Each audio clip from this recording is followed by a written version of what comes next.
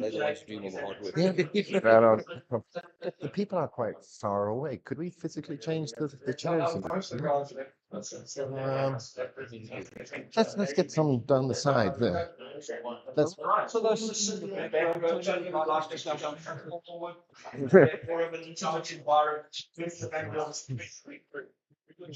Yeah. Try and make it slightly circular. Yeah, I know. Yeah, there's this.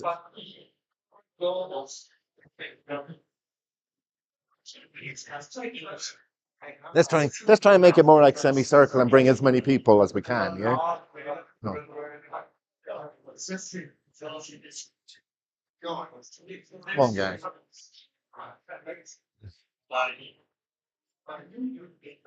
It's okay. You can stay at the back. All good, man.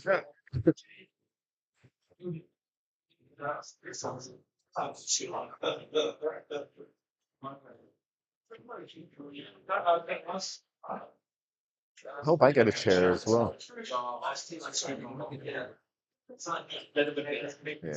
Yeah, definitely.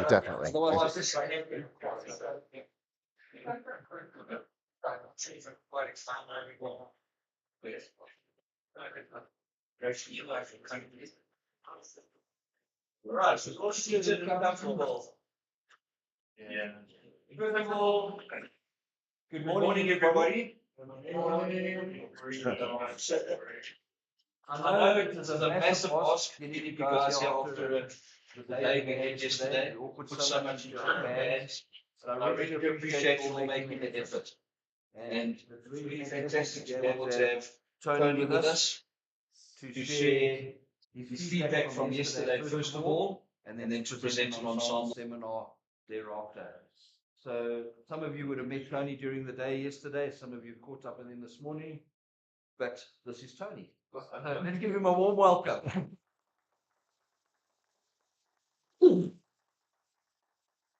There's a few I haven't met, so nice to meet you. Likewise, yourself, I think as well.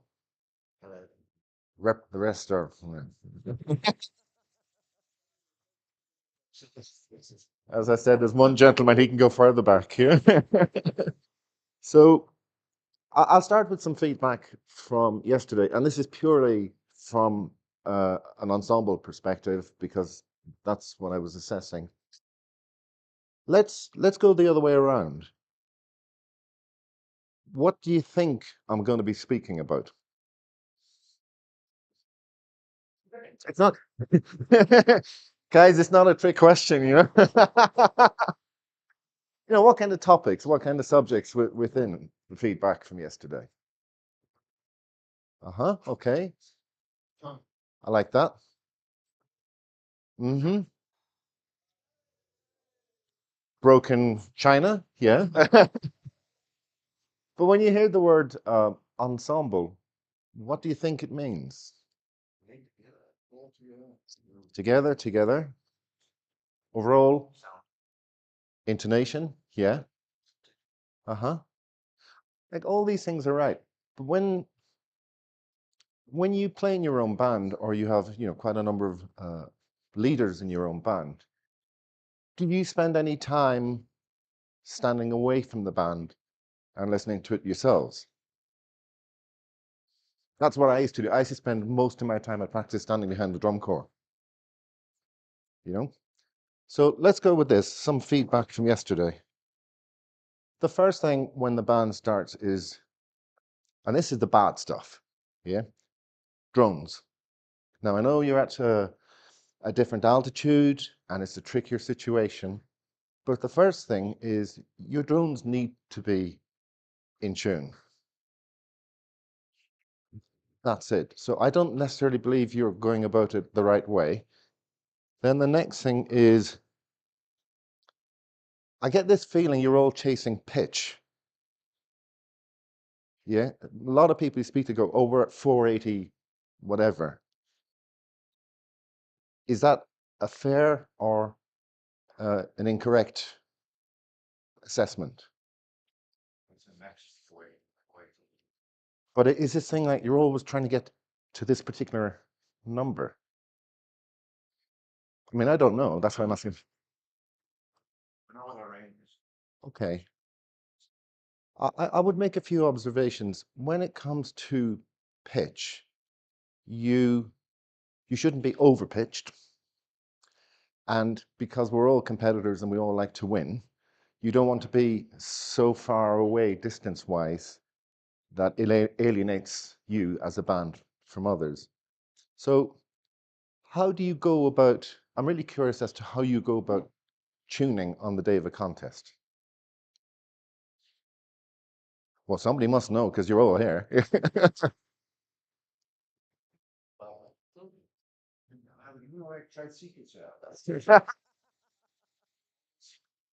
Yeah. It's a build up to the game. It's not just on the day. It's build up the weekend before, the evenings before. Okay, but I'm more interested on the day. Well, it's a combination between drum corps and pipe corps, where pipers are tuning, drum corps listening in. They also bringing their drums up to the correct pitch. Bass section. Maybe our leading drummer can add something in. Look, I mean, final integration in that section, we wait for the pipers to come settle on the pitch deck. Mhm. Stable and they can hold it at that level, depending on the weather of the day. And then once they've got their charges balanced and settled, then I'll go take readings from the charges and then match. I know when to match those drums accordingly. Okay, I find it a little bit worrisome. The first thing is every band on any given day at a competition, yeah, you have a window from a piping perspective where you're at your optimum. And what you're trying to do is you're trying to make sure that when you compete, that it's within that window. Now, in our part of the world, at a senior level, it's kind of 20 minutes, yeah? The other thing is you're also trying to make sure that that the people are physically at their best. So do you manage with that window? Do you have a window in mind? Do you manage with what's the amount of time in the window? 45 minutes for us. 45. Okay. So can you explain to me why there are so many bands with their drones not in tune? I don't mean it in a negative sense, and I appreciate that it's altitude as well. When you say out of tune, you mean that the drones were not pitched correctly to the charters, or they were actually like disparate in the drones language? Very good question. I mean, number one, they're not pitched correctly to the tonic or the low A. Okay. And number two, it's tricky, I appreciate, in the weather. They're going to move. And it depends on the level of players, and it depends on the grade of the band as well. But the drones aren't in tune. Sometimes, and it was quite interesting, sometimes there were bands where the drones were all the same, but not in tune with the tonic. Yeah. Sometimes they were sharp. Sometimes they were flat. Far away, yeah, please. Big problem up here, Tony, with the drives. Okay. Because that shoots top end Yep. sharper and sharper. So that thing means that, and it comes down to basic thing. It sounds rather disgusting about whether you're a dry blower or a wing blower. I'm sort of in my late 60s. I'm a dry blower, and I'm going to be changing over. Would you believe it? To a high, To what, sorry? to a high back. Okay. You know, going back in time. Because this is a familiar problem in solos and bands. My high A goes shooting up in this huge application of state, and that can affect the quality of the chanter sound as well. It speaks to the whole idea of the window optimization. You mustn't overblow, because if you've got dry blows in the band at this altitude, you're going to end up with a sharp Yeah. high from now. And by the way, I'm not being critical. I had one stint with the REC in Estes Park in Colorado, and I've shared this with some of the folk. I was told, hey, when you get there, you're in for a hell of a surprise because it's apparently 3,000 above sea level. So when we got there, I want to come back to what you said because I think it's really important. When we got there, said, let's get the pipes out, have a blow, see where we stand. We did, and I went, fine, we'll be fine.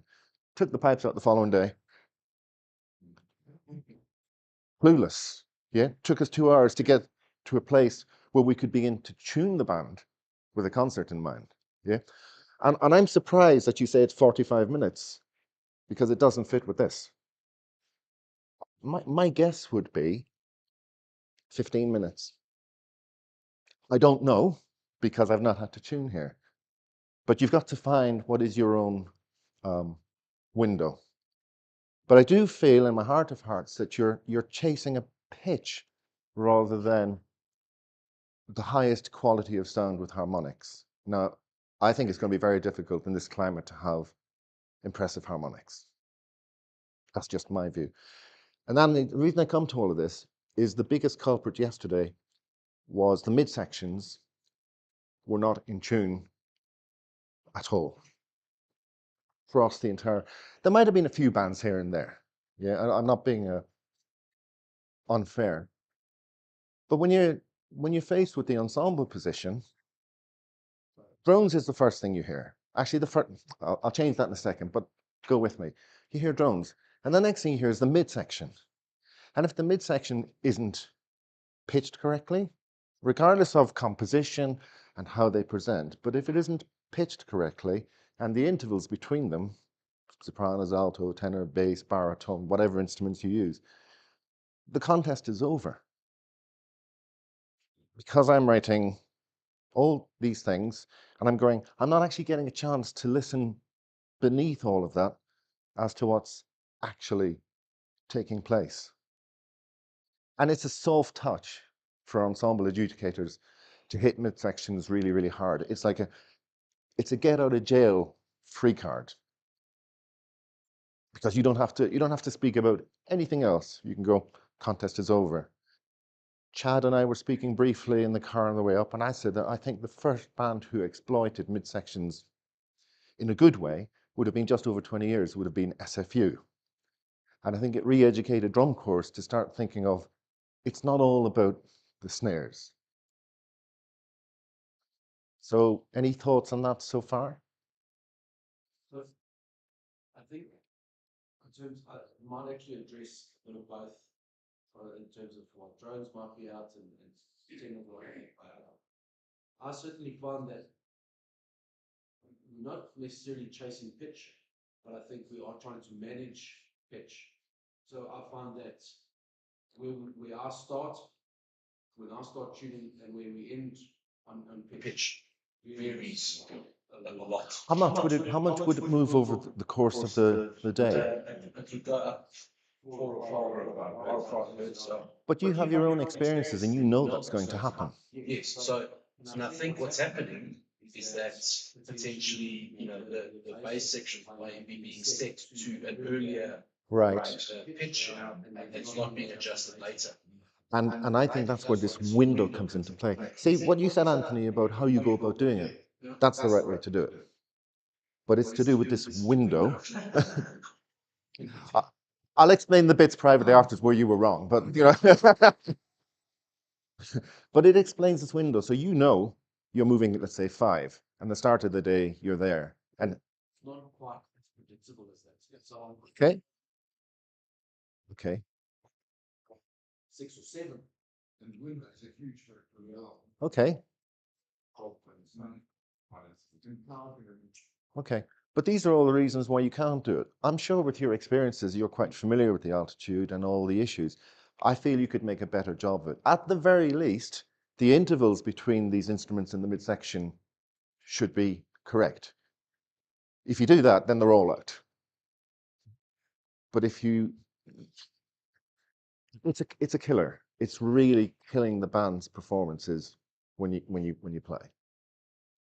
So the 45 minutes, way too big, because let's say you're right. You're talking about 45 minutes with the pipe corps in mind. I would say it's more like 15 with the band in mind. Now, how you achieve that, this is the easy bit, not my problem. Yeah. But you need to think about it a bit more. Yeah. Next impressions. Section tuning.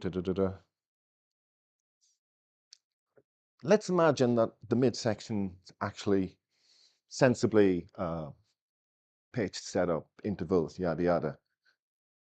Do you ever stand as leaders back from your own band and listen to how they project? And what kind of things do you hear? What are you listening for? For example, Sorry? quality of the sound coming from a sustained point of view. And if your drum is in tune with itself and it's got the hits on balls, you're going to get either a pitch off the drum that's going to die or it's going to rise. So you're looking for it to hold that note sustained on, so that the quality of the sound is decent. Okay, but what about you were going to say something there, so I'm really curious. And just make sure that the volume of the tenors is carrying not too much, but in balance with the sound of the band. That's the bit I'm interested in. The projection. Yeah. The tenors can sound very soft. It also depends on the factors on the day. If there's wind, Yeah. the tenors need to play a little bit harder. Okay. Yeah. Stand outside of the band and listen to the carry of the tenor drums either through the Okay. and also the bass. I would say well done, but I don't think you typically reflect the rest of the audience. Yeah. Do you ever take your band and let's say this is the pipe corps, yeah? Do you ever ask them to walk out? You have to walk out and walk in to find what's the optimum quality of sound that the band can offer. If you all stand really tight, you know it sounds one way. If you all stood 10 feet apart, you know it sounds different. You have to find where do they all belong on a given day. We don't, because the weather's always rubbish, right? Yeah, yeah. But I think your setup here, it might be something worthwhile considering on a given day. Pardon? We do try, sometimes we have the band in tighter. Yeah. Space out, but it's normally a little bit of hitting lists, a bit of trial and error. Never run through the exercise of expanding the band and then having everybody come together until You find the optimum, yeah. And someone on the inside. somebody on the inside. Yeah. So Tony, does Yeah. it follow that your proximity is actually a decision by the band, not the judges or the organizers? Because there's a demarcation of the mark. Yeah. Are you Don't worry about the mark. It's the band. Don't worry about the mark. Hey, you get to the start line in some contests and the flags are too close, depending on the size of the band. So we never stand in there. We'll stand on the side of the flags. It's always about the band. The organizers will make adjustments with time. After the first day, they'll go, why are you doing that? We went to all this work. And you go, good, go back and fix it. It's a conversation. It's always about the part. help you get out of my way? Okay, yeah. That's why I stumbled. I went, is he telling me or is he? Yeah. It's always the band. It's the band. The band is the most important thing. Yeah. But there's an issue with the projection of these coming back full circle with the projection of the instruments and coming back to this, Adrian, your 45-minute window. I can't believe it because you're not considering the midsection enough. What's next on the hit list? Does this all make sense or does it feel uncomfortable or disagree? Please disagree. I'm up for a fight with anyone. Okay. Exposing certainly acknowledge that and not consider it. Okay. Well, Feels like Criticism, but it needs to be. I think it needs to be, and this kind of insights is, I think, exactly what we think. Just think About how we approach it. And you're not unique. It goes all the world over. in local contests in my part of the world, it actually also happens. I'm going to move into the next little bit of this conversation. It also happens at the senior level in grade 1. Because what they do is, not all, some are just incredible. But what some of them do, they go for the sound they like as a drum corps. I don't care. You've just destroyed the band. Let's move on to two little things. One of the players yesterday, I'll give you a clue as to who it is in a moment, was a bit too strong on strong pulses in the opening tune. But they had a lovely touch as a bass drummer. But the game's over. I'll give you a clue. He drove me here this morning, right? But you can tell the touch is there. The other thing is, if we ignore the bass drums for a moment, some of your, let's call them tenors, but we all know, I mean, tenors, baritones, whatever instruments you have. Some of them are projecting a sound that's too taut, T-A-U-T. So when you're standing outside the band, what you actually hear is, but you don't hear something that complements the band at all. Now, some people like that sound. You know, as Terry Tolley used to say, one man's meat is another man's muffin. Right? I don't like the sound. And it's not about me and my likes. Anything that sounds from the outside uncomfortable. And that sounds really uncomfortable. So the band hasn't played a note yet. It hasn't even played an E. We haven't even got to opening rolls, although they should have happened by now. Yeah. And these things are things that are, I was going to say they're easy to fix, but I'm mindful of altitude and the movement, but you have to find a way to make it better. Thoughts? Anything so far? We move on. What I say? Yeah, you don't need to put your hand up. On the tuning window thing, and chasing pitch. So what I try and do is, I try and limit pitch rising. So Smart move. smart move. And it's my absolute best to pitch below 480. Yeah. And get as much moisture into the reeds. Now, at the previous contest 2 weeks ago, just down the road there, it's a very similar climate to here. We had a very short build up for our grade 3 band.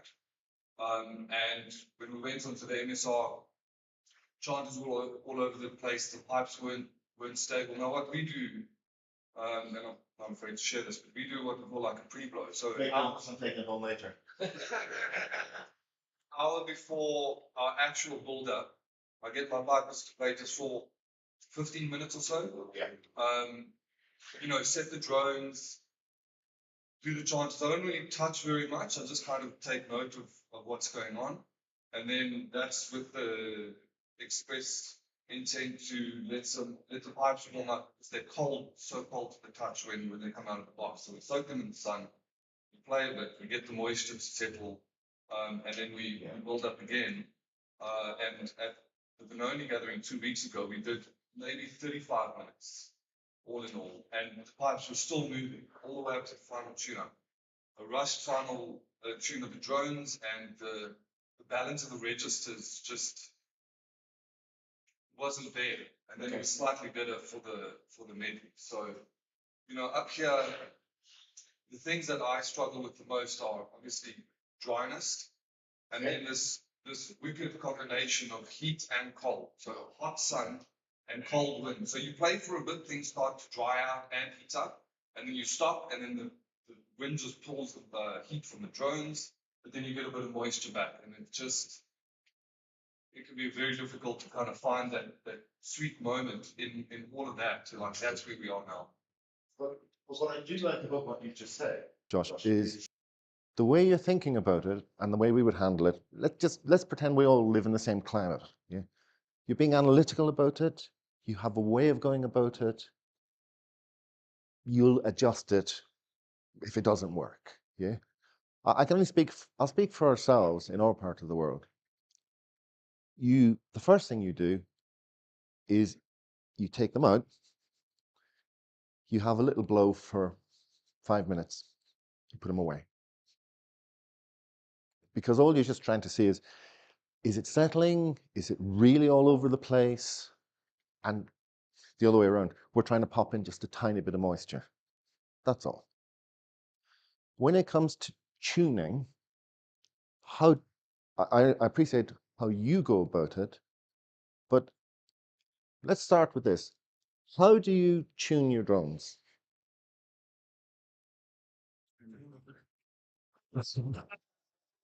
I'm not so sure about yesterday, but no, facetious. But what system do you employ to tune your drones? Let's imagine that the weather was completely stable. How would you do it? The lead pipe settles his loads. The tuner, sort of, pulls up the meter, Uh-huh. sees what reading is. Against the chanter or against the drones? Chanter. I- We usually tune the outside tuner to the chanter and then take a reading from the drone. Yeah. You tune the outside tenor. So one of you goes with the chanter. In your case, you go with the outside tenor. But all three drones have been tuned at this stage. Or they haven't. Tune from gets a pitch where the hearts are comfortable, but obviously Let's say the pipes are where you want them to be. And then we are so do tuning on that set, take the reading from the tenor. okay. That's the way to go. I would never go with a reading against a chanter. I would never do it, because the way you've just said it is the way to go. Let's take inexperienced players and experienced players. You don't play the same in a circle exactly as you do outside, depending on your level of experience. Your way is the way to go. Have the master instrument. So far away. When you start, you just take a pitch on the light, you just do a rough tune to get when everything's starting to blow up, you just get a rough tune, but the final tune is always stronger. But that's not what Alan said. He said we take the reading off the way. Yeah. Maybe I can get some insight as well from tuning apparat, but definitely a master instrument. Yeah. Fade across, a good build up, make sure the drones are running warm, make sure the charters are in balance and settled, and choose the drone. Okay. Yeah. Set them. Yeah. And Take a reading. check and see if there's in the track. That's fine. Tune the band when everyone's playing. A tune that's had a similar level of difficulty. That's fine. That's absolutely fine. I get that, and that's the way to go. Now, like I said, imagine that we've all got this perfect weather and perfect altitude to play at. When you tune all the instruments, let's imagine a pipe core of 12. How do you go about tuning each of the instruments against your master instrument?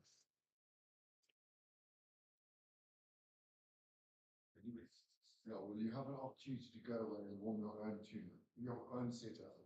Alan McDonald had that marvelous phrase, that once you see it, you never unsee it. Of course, it's pitch at one time.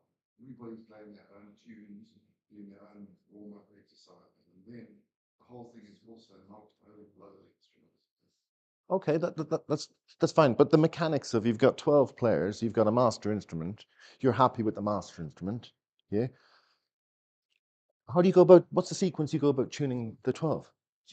Second chanter of somebody that's got a good ear. Yeah. Two main tunes, and then they will split the pipe core. I get that. Not a problem with that. Yeah. We still have one master tuner, and then when the band starts playing together, he'll move through the pipe core and just keep Right. playing. That's what I wanted to, that's the bit of the conversation I wanted to hear about. How about you have the master instrument and you tune maybe one or two sets, and then the band plays for a little bit. And then you move on to the next one or two sets. And then the band plays for a little bit. Do you see where I'm going with this? Because, okay. Not playing or drop a picture.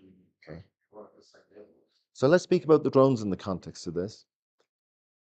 While this is happening, and you're tuning drones as you go along and all that jazz, do you ever have somebody with another meter to make sure that the first set of drones on the master instrument haven't moved? Good. Okay, good. Let's move on.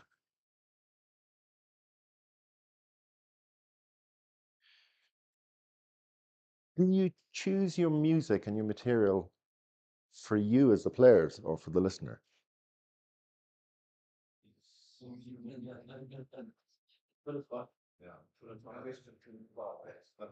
You see, I'm reading the room here, and it's quite fascinating.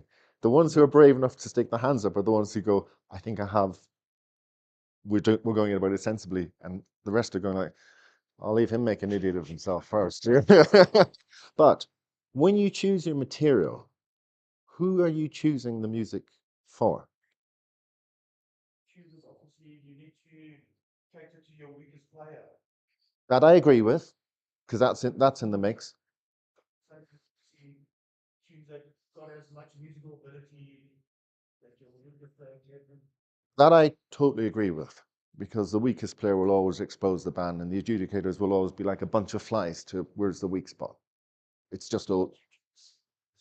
So if you're enjoying the performance, chances are no one else is. Yeah.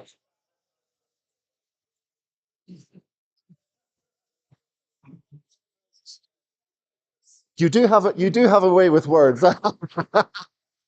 But when you choose the actual material, the tunes, let's say everybody's a fabulous player and everybody has a fabulous instrument. Now we're talking about the structure and the material. Far away, yeah. Key changes. I think that's important. Definitely, okay.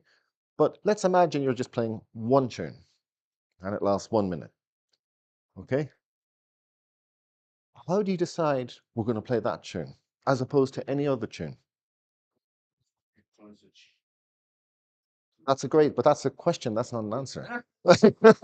But okay, here, let me try the question again.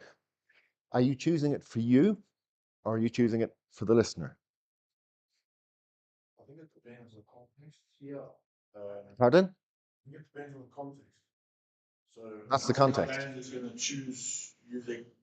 Okay, but my premise was Everybody's a great player. Everybody has a great instrument. We're talking top end here. How do you choose this tune? Is it for you as the player or for the listener? Because ultimately the adjudicator is the listener.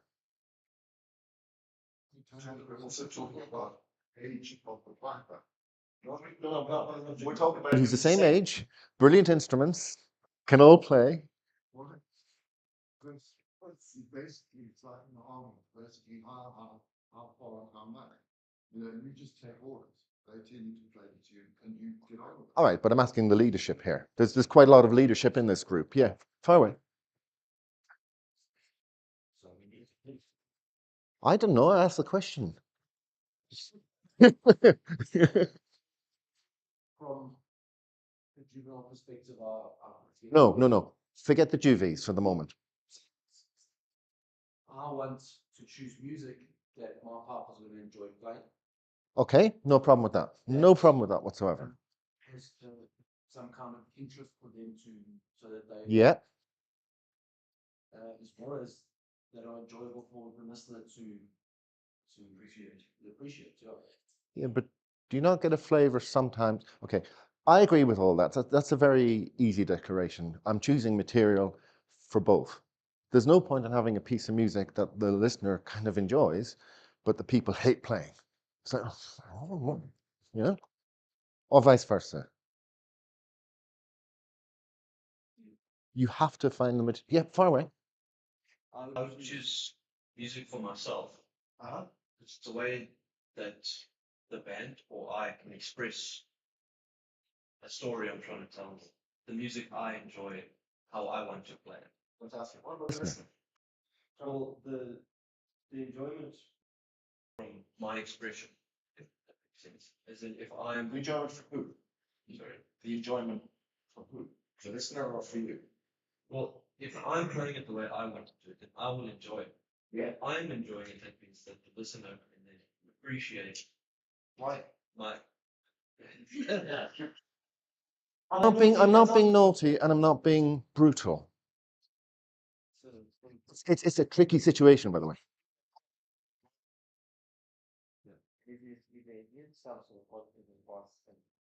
Yeah. Oh, by the way, I get it. And by the way, I like exactly what you said, Because ultimately, let's just imagine we've chosen the right piece for everybody. Then you have to deliver it. You have to, otherwise, waste of time. Far away, Anthony. It does, and that could be part of this, but it also depends on, I suppose, the educated ear of the listener that you put in, which can be very broad. You know, you can set up a thing which a set which you go, this is my interpretation of a musical journey where I'm going to use maybe oh sorry, you should say one. No, I like that. I like that. Okay, cool. Like, so we're going to put some really nuanced things which are quite clever, some clever harmonies. We're going to try some percussive influence that's going to manipulate the listener to kind of go, you know, change their emotion, and we're going to try and take them on this journey. Ultimately, it's our interpretation, those who are constructing it, it's our interpretation, and this is what we like. And we're going to put, this is our musical style. And the listener might be an audience who will, it'll go over their heads like a frisbee over a flat Labrador, or it might, So one side. well, the listener might be in tune with what message you're trying to, a musical journey you're trying to give. Yeah. Do you ever, when you piece together, when you select your material, very early on in the season, before you ever get to actually really rehearsing it, do you ever actually play it for somebody else who's not involved in the band at all, just to gauge what do they think? Yeah. Now, you can't have a sample size where it's like 60 billion people and get all the feedback and piece it together, but do you see the thinking behind the conversation? Yeah. I think it's a good, like, reading a novel by that author. Thank you very much. Love it. Love it. Field Marshal, you have a flop. How are they different? Well, we'll do some recordings later and you can tell me. Serious, right? You've Hit the nail on the head. And the musical journey bit I like. Actually, I love, because when you're reading a book, yeah, you're just reading words. Boy, does it conjure many things inside your head.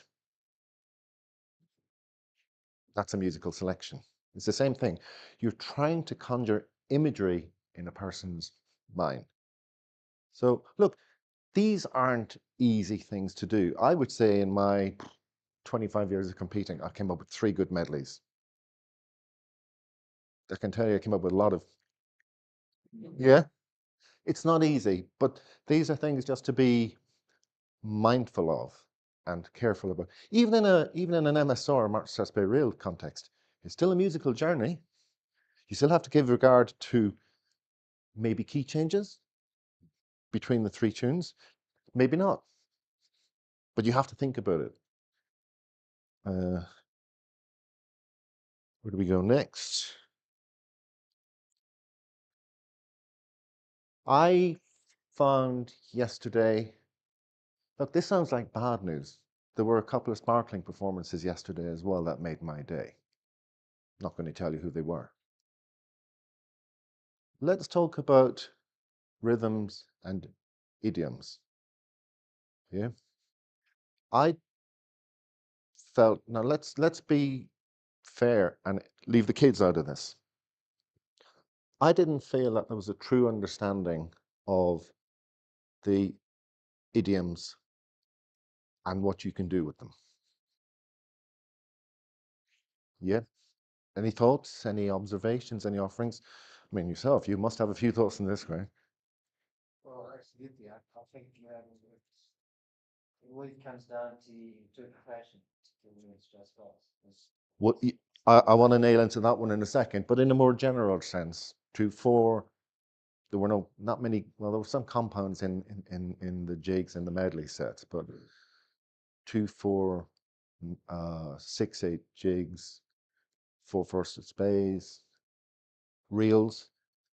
I didn't find a consistency of understanding across the breadth of the performances that people actually understood what those rhythms were truly about.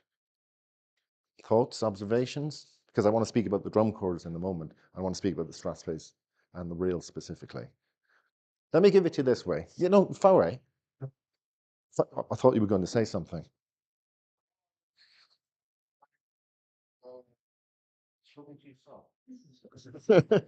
Okay. Some things that were shared with me through the formative years, which really helped. 2/4 marches. Imagine one leg is shorter than the other. Does that make any sense? Does that help? Does that confuse? Yeah. 6/8 jigs are really 12/8 over 2 bars. Yeah, because it's really now. Let's go with the Irish style. You know, barron playing. Yeah. The way they used to teach barron players. I never played the barron, by the way. Right. I got sick in one once, but that's.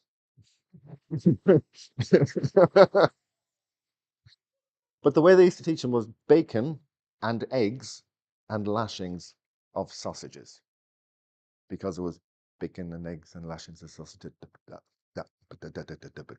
That's 12/8 over 2 bars.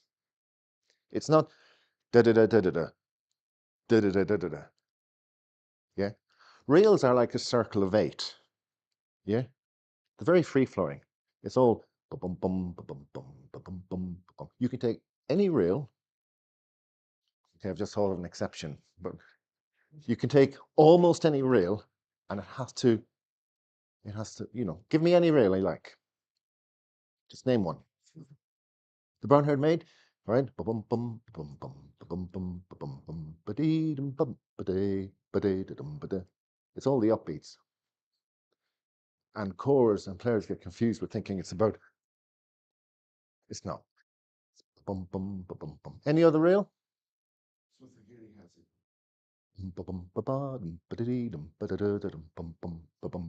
you get it? Do you get the heartbeat, the whole rhythm? Yeah. And it's your job to fit that. It's easy for me to say it. Anyone want to challenge it so far? Because I want to get onto the space in a moment. What about rounding? That was the exception, you see, and you really screwed it. As soon as I said it, I thought of John Morrison and Vasson House, because there's 2 different styles and interpretations you can go for. Yeah. I used to like you until 5 minutes ago. But does that make sense? It's supposed to be very free flowing. Ultimately, it's a dance. Yeah. Interesting enough, my mum used to be a dancer, like just an amateur dancer in her day. And she told me, which I never knew, when you do jigs, and I'm talking about the over the 2 bars. She said that pipe band jig playing in Irish dancing, you couldn't dance to it; it's too fast. And then I started going, okay, so and I go, she's wrong. Yeah. All that aside, you have to understand the rhythms and the idioms, and the reel is a dance. I can't dance it.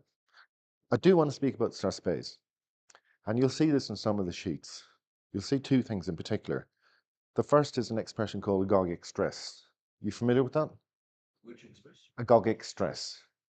Anyone want to say what it means?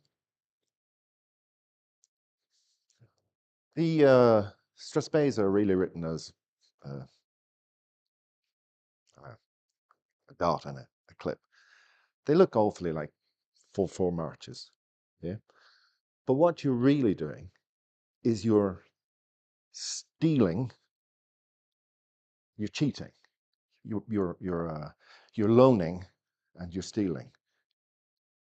Because the strathspey idiom, the dancer's on the ground for the first pulse, the dancer's in the air for the second, the dancer's on the ground for the third, but they're only there because they want to get back up in the air. Yeah? And it's all this. And yet still, many drum corps and pipe majors are hell-bent on going strong, weak, medium, weak. There's no such thing in the strathspey. But they're all hell-bent on the first accent. It's all, yeah, it's a dance.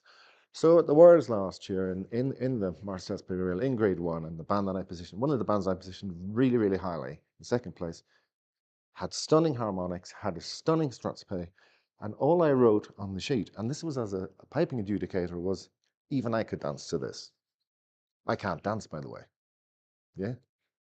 So let's take the rhythm of Strathspey. Now, I know you'll alternate and move with the phrases that you have in your mind.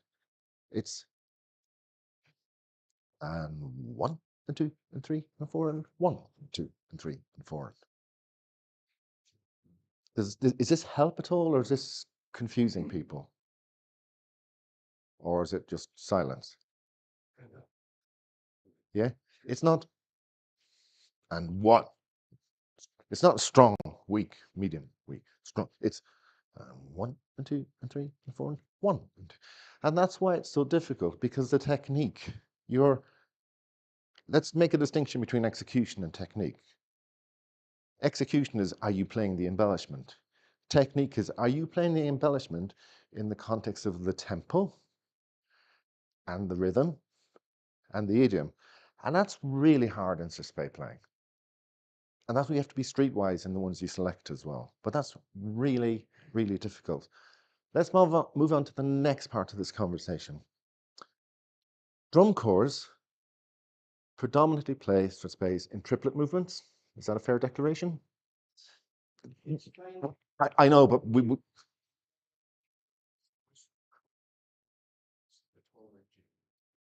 spot on. Yeah. To match this idiom that the pipers are getting. Not the pipers, the musicians. And I don't mean the people who play bagpipes. It's the whole thing's about music. I'm not being facetious. Just okay. Those very true justice. Yeah. That's what you're saying with the danger be reduced. And that's why it's so hard. It's really hard. Yeah. And that's why you'll see on some of the ensemble sheets yesterday, the core is moving to a 12/8 idiom. So is there anybody here from Benoni? But they're probably online. So if they're not online, thanks. If they are online, let's go. When this band played its March Strathspey Reel yesterday, the drum corps on occasion was moving to a 12/8 idiom. So I had to make the declaration and we move on. So I was very curious how they were doing the medley contest, because Strathspeys in the medley are not, depending on the ones you choose, they're not always as technically difficult as Strathspeys in a March Strathspey and Reel. Medleys have jigs. Same band, same drum corps, but now we've got a lot more 12/8 going on. It's fabulous. So you're playing Strathspey interpretation. You're okay to see that interpretation of Strathspey more 12/8-ish. No. I'm saying a couple of things. The first one is the medley's going to have jigs in it. So this drum corps is going to have a field day because that's what they like doing. And the pronouncement is not as exposed. If they play one Strathspey or two Strathspeys, it's a smaller portion of the entire performance. In an MSR, it's a third. Yeah. And I just wondered before it started, I have a sneaky feeling they could do better here as a drum corps to help the band. And so it proved to be, but that was just good fortune. Do you get this thing about the triplets and the 12/8 movements? Drum corps and triplet playing, you have to help me here. They almost need to hide the second of the three accents to make it sound like it's compound. Make it sound like it's simple time. You just don't. By the way, I'm not a drummer. So on the wolf beat in the bar, For they've got a triplet linking, to the next bar, and they're running a triplet thing. right. Most drum corps will play that heavy, and then that triplet linking the two bars together creates that sound. So if you were to dot cut that, or somehow manage to drop the volume completely on the Yeah. Yeah. changes the sound of the structure. Completely, because it's an upbeat. It's the upbeat to the next downbeat. Far away, you were gonna. Okay, but that's what. Oh, it's really difficult to do. And it's really difficult from a technique, from a piping perspective, to be up-tempo, to follow the rhythm, the idiom, the phrasing, and you're not playing execution, you're playing technique. And playing technique is really difficult. So for example, let's say you're competing and all of a sudden, just a particular performance, a particular day, panic sets in and the tempo goes up, even just a smidge. Now you're in trouble. So what we used to do in practices was we intentionally practiced up tempo, so that when you got into a competition and panic set in, if it did happen, or for whatever reason the tempo bumped a bit, everyone, this is fine, we've done this before. Yeah, they're little things, but they're hugely important. Now I would say in the solo world, it's, you know, the way you said there was a way and a pattern, and it's evolved and it's moving and so on and so forth. I think it's maybe gone the other way around, or has been in the solo world. But it doesn't really matter, because it's an individual trying to take you on a musical journey, and how is it appealing or connecting or disconnecting. So styles change, but rhythms and idioms don't. Phrasing can change, where you want to give poise or character, or I love the word you used yesterday, I use it, articulation. Yeah. Strathspeys are really hard, but unless you understand what you're trying to do in the first place, you can't get there.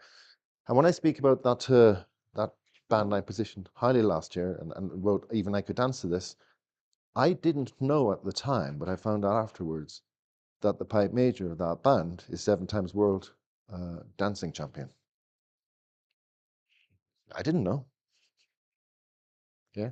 Any thoughts, observations, anything anybody wants to challenge? I love challenges. Especially with stress phase, you find it's part of the problem. You find maybe the actual pointing of the rhythm between the dot and the cut notes. Is that like not quite from a piping perspective? Yes. For some of the performances, yes. But when you've got a collision with the drum corps, it's even worse. It's like a car crash with no safety belt.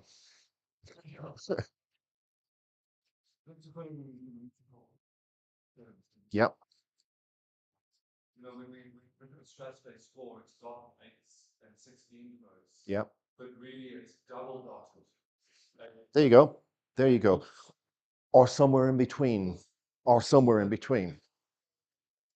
It's going to sound like a real action. According to the sheet music only, the pointing. And that's why you get the sheet music, you go, okay, and then the person who's in charge of the band goes, this is how I want it to be. And that's why Past people would educate by singing. Because it's easier to sing it than it is to play it. But you're right. It's going to be somewhere between what you expressed, the double dot and the, 1-2 double dot and 3 tails. What's that, a semi-quaver or whatever, right? It's somewhere between how it's written and there, depending on what the tune is, depending on the tempo, depending on the interpretation, depending on the phrasing, depending on the rhythm, and so on and so forth. So there's quite a lot goes on. And I do remember specifically your band playing yesterday, because they played Tulloch Castle. And you were trying to do one thing, and your drum corps was trying to do something else. So it's always really, really important. We're having this conversation, Graham, myself, last night. Graham was telling me why I was wrong, and I was explaining to him that no, I wasn't. So you can imagine maybe was a glass or two of lemonade involved. Yeah.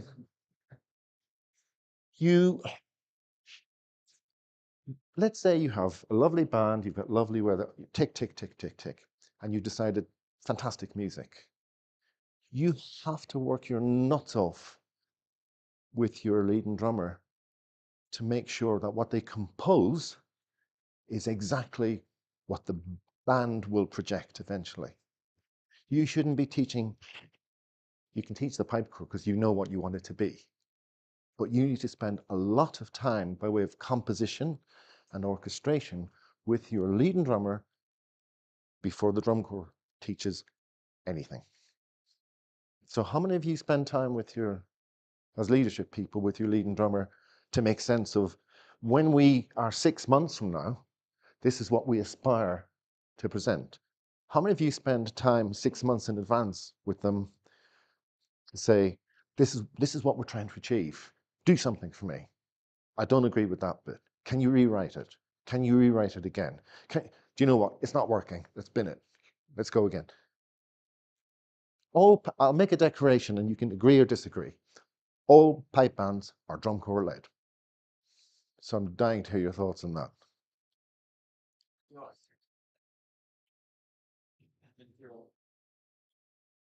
Drummers drive the rhythms, they drive the music. Yeah. Pipers plays the drummers. Well, I think you have no choice on a particular day, particularly if something happens, because otherwise it'll be like red arrows. Yeah. But to achieve that, you have to have educated the people. Hey, guys, if this tempo goes up a bit, you've got to be in control of the situation. I always think all pipe bands are drum corps led. And a lot of people say the drums need to play to the pipes. I would go along the lines of you need to put a lot of work in how it's composed and orchestrated in the first place, so that actually both of you are going for the same target.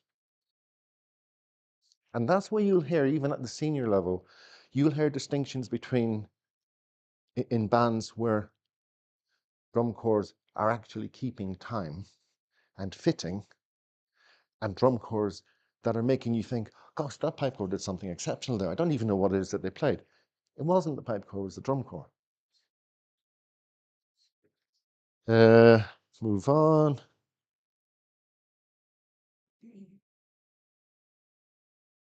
I think, Tony, from a piper's point of view, when you put that drum corps where they've keyed into the music and you've got this agreeable relationship with Tony and rhythm, actually carry the pipe. It's unbelievable. It's unbelievable. It's true. Oh, you know, you're so on the money. Good drum corps transform a band. I'll put it this way. Let's say you have a drum corps that's helping you in a big, big way. And let's say I'm a piping adjudicator. I'll be more forgiving of the pipe corps as a piping adjudicator because the ensemble is so good. I love drum corps. I don't like bad ones, but I love drum corps. I love them. But I have to put endless energy with the leadership of the drum corps before we do too much. Because I have to be confident in the knowledge that whatever way we're teaching the pipe corps, we don't have to worry about that. We don't have to, it's a done deal. It's a done deal. Okay, we'll have issues, we'll have rehearsals, we'll have to change a few bits and bobs, but it's going to be okay. That's it. That's the feedback from yesterday. Sorry, James, one question online. No, we're having a break. We're done. Never ask questions before tea breaks. Go on. Yeah. That's the point people think. I've always felt drum corps like the piping melody and play around phrases to extremes. Thoughts on balancing the selection of those phrases. Could you read that again and just break it into little chunks? It's Sebastian, isn't it? Yeah, he's annoying. Go on. He was yesterday. Yeah, no. Is he in Benoni? Yeah, I've got the right annoying person. Yeah. Go on. What does Seb say? Yeah.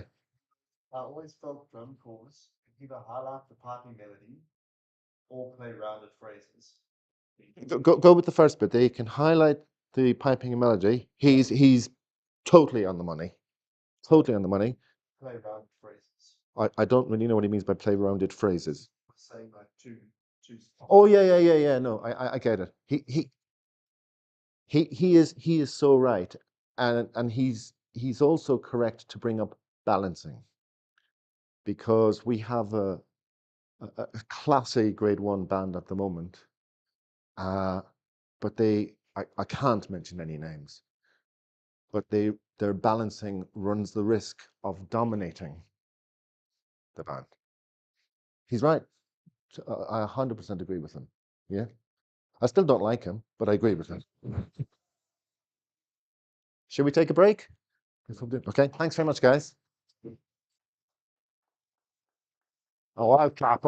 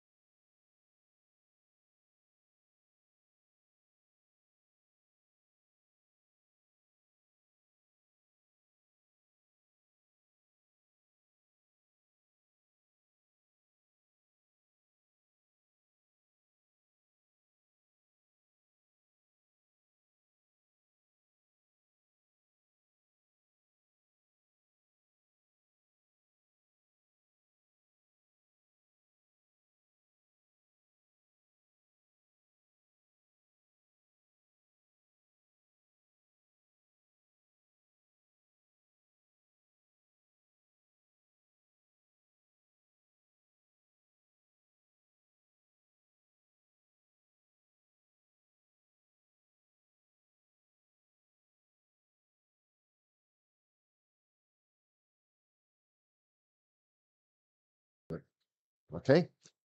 So it's got me thinking, and there's a few things that we'll do in the grade 2, grade 3 session, which is tomorrow evening. Tomorrow evening. And I'll work with Anthony, for example, and yourself. Are you in different bands? Fantastic. It's all his fault. Okay.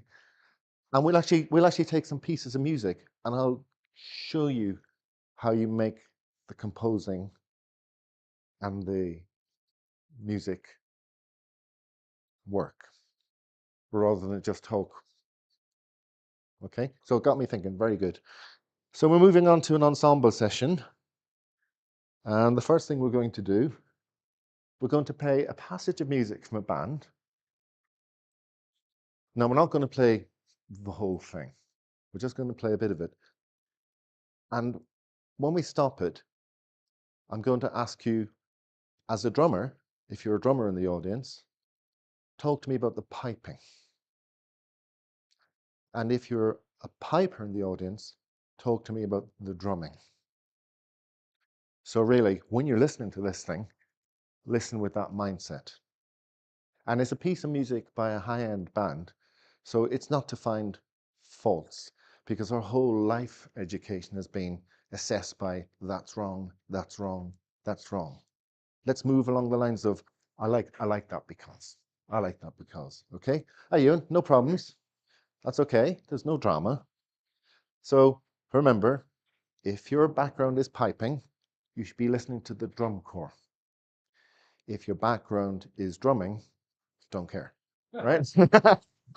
you should be listening to the pipe corps because once it's done, I'm going to ask the following questions. I'm going to ask questions along the lines of what do you think of the piping, but I only want to hear from drumming personnel and vice versa. It's all yours, Ross.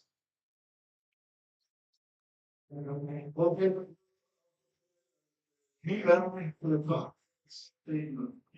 show that way. We need this. This is awesome.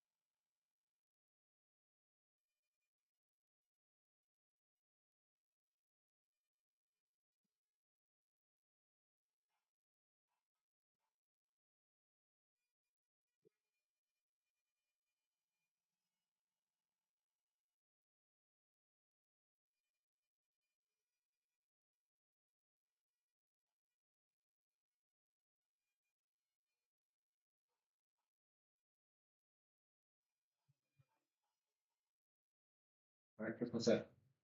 Just close it first, Okay. right? And remember, now we're into stress space. Okay. Back on again, Ross. Hold yours.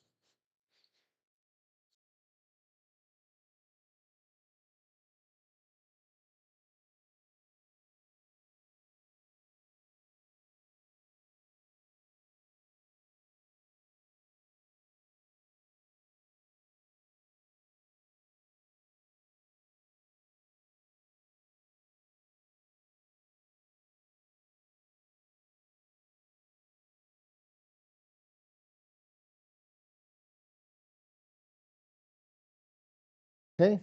Now that's a high-end band. We all know that. But one of the reasons for choosing a high-end band is our conversation not about what they did wrong. It's what about what they did right and why we like it. So I'd like to hear from people who haven't said anything so far. That's usually the people at the back, apart from Josh and, okay. I want to hear from people who are drummers first. Tell me what you think about the piping. By the way, we'll all have a conversation at the end as a free-for-all. So are you talking about the drumming? And you're a piper by background? No. So you're a drummer. So you wouldn't like to be a piper in the first tune? In the first tune. Why? Okay. In what way did it not fit? Doing the same thing in the back. Exactly. Uh-huh. Okay. Do you remember? Do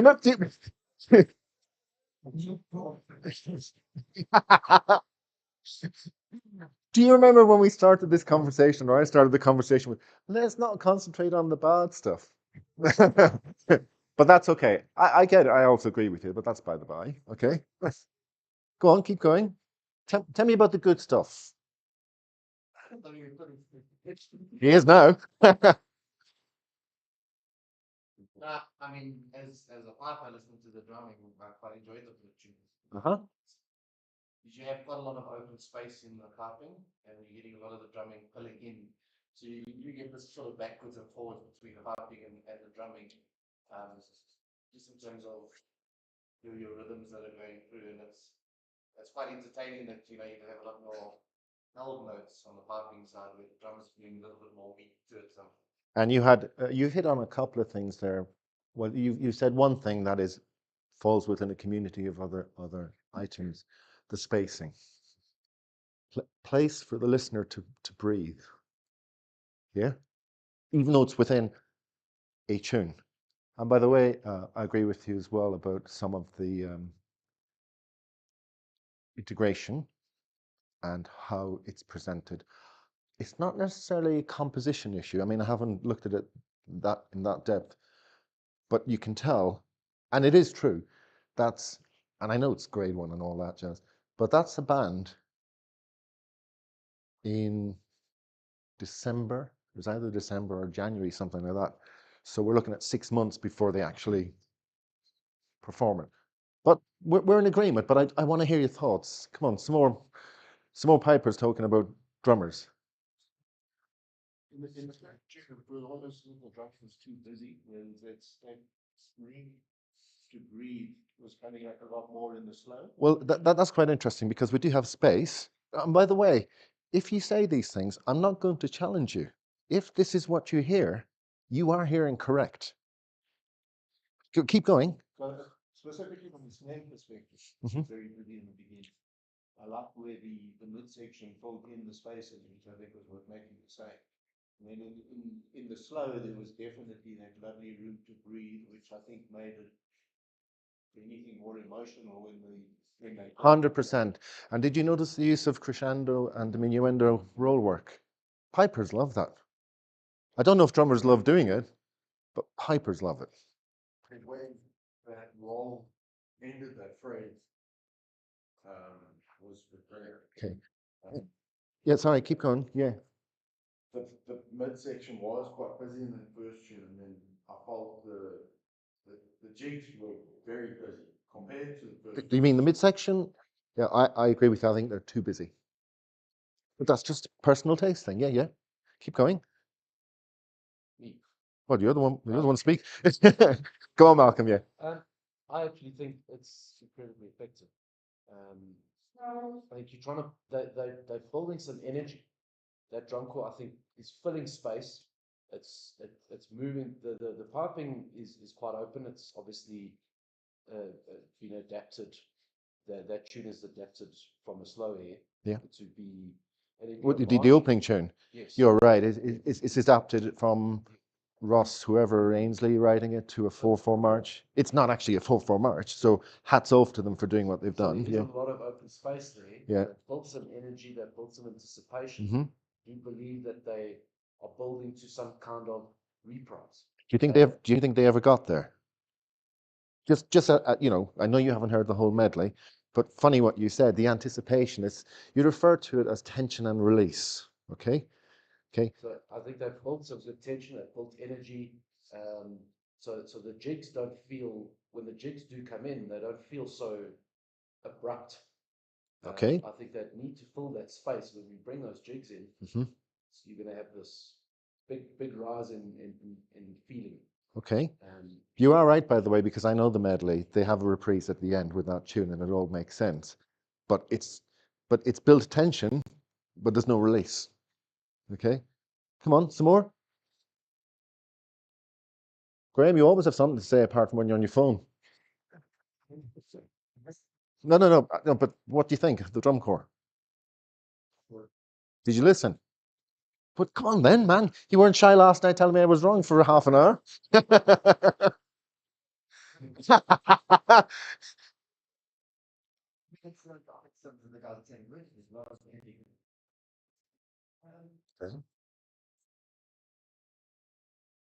Okay, great. Before they even got into the tune, it was that blend of the third roll into the actual tune. Yeah. Yeah. Was a really big blend into the actual, that whole piece for me was Okay. brilliant. So I really like the intro tune. The jig, particularly the second jig, just gets too busy and it sort of like loses that feel good factor. It just, I lost it there, but then they bring it back in that slow air.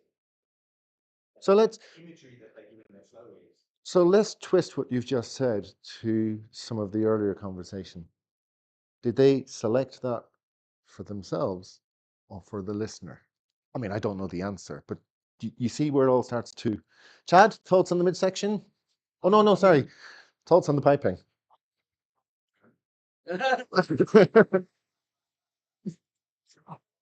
Oh, okay, we'll come back to the pipers then. Okay, drummers, go for it. Thoughts on the piping? Thoughts on the musicality? Any thoughts? Anthony, no, because you always go first. Hands up, who's the drummer here? Over to you, Anthony, off you go. Sherry, go on, your thoughts. To be completely honest, and I think I'm gonna raise a point which is so obvious. It's just that I'm not very clued up into piping. You don't worry, but yeah.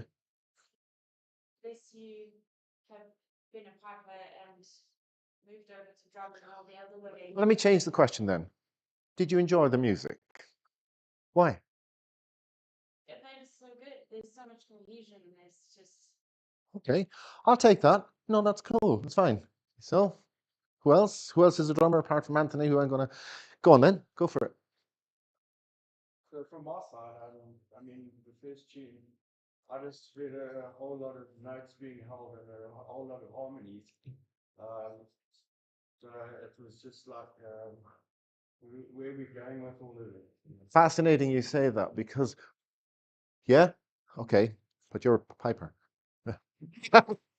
Fascinating you say that, and I'll tell you why. I know some of the personnel in that band, only over the last couple of years. And when they got onto the grass outside to compete, then they realized things were imbalanced. And if you look on Pipes Drums, there's a recent article where they interview different bands about their medley constructs, and they speak to them. And in it, it says, we're still figuring out those bits. The harmonies, the counter melodies, so on and so forth, and in the reprise as well. It worked in the practice, It worked in the band hall, it worked in outside rehearsals, and when they got to the arena and they started to hear recordings back, it's like it's too dominant in certain places and so on and so forth. Far away, yeah, go for it. Sure, I'm sort of as this channel, and I thought the drum board is pretty much kept the thing together. The jig is for the slow air of tuned. Uh-huh. It's great in execution, but I dare anybody to actually hum it back to us now. There you go, melodic content. Like, I'm not going to disagree with anybody. That's not my role here today. My role is for you to tell me what you hear and if you like it or dislike it. And I think you have a very valid point because, you know, when you hear a performance by a band, sometimes you go, what did they play? I don't remember any of it. And you're writing the critique sheet and blah, blah, blah, and you're going, I'll give you, for example, 2023, a band played senior level, I'm doing ensemble, yada, yada, yada. I had them in I can't give you the numbers because then you'll all check online to see who it is, but I put them in a particular slot. And then I sat afterwards and I went, something feels wrong.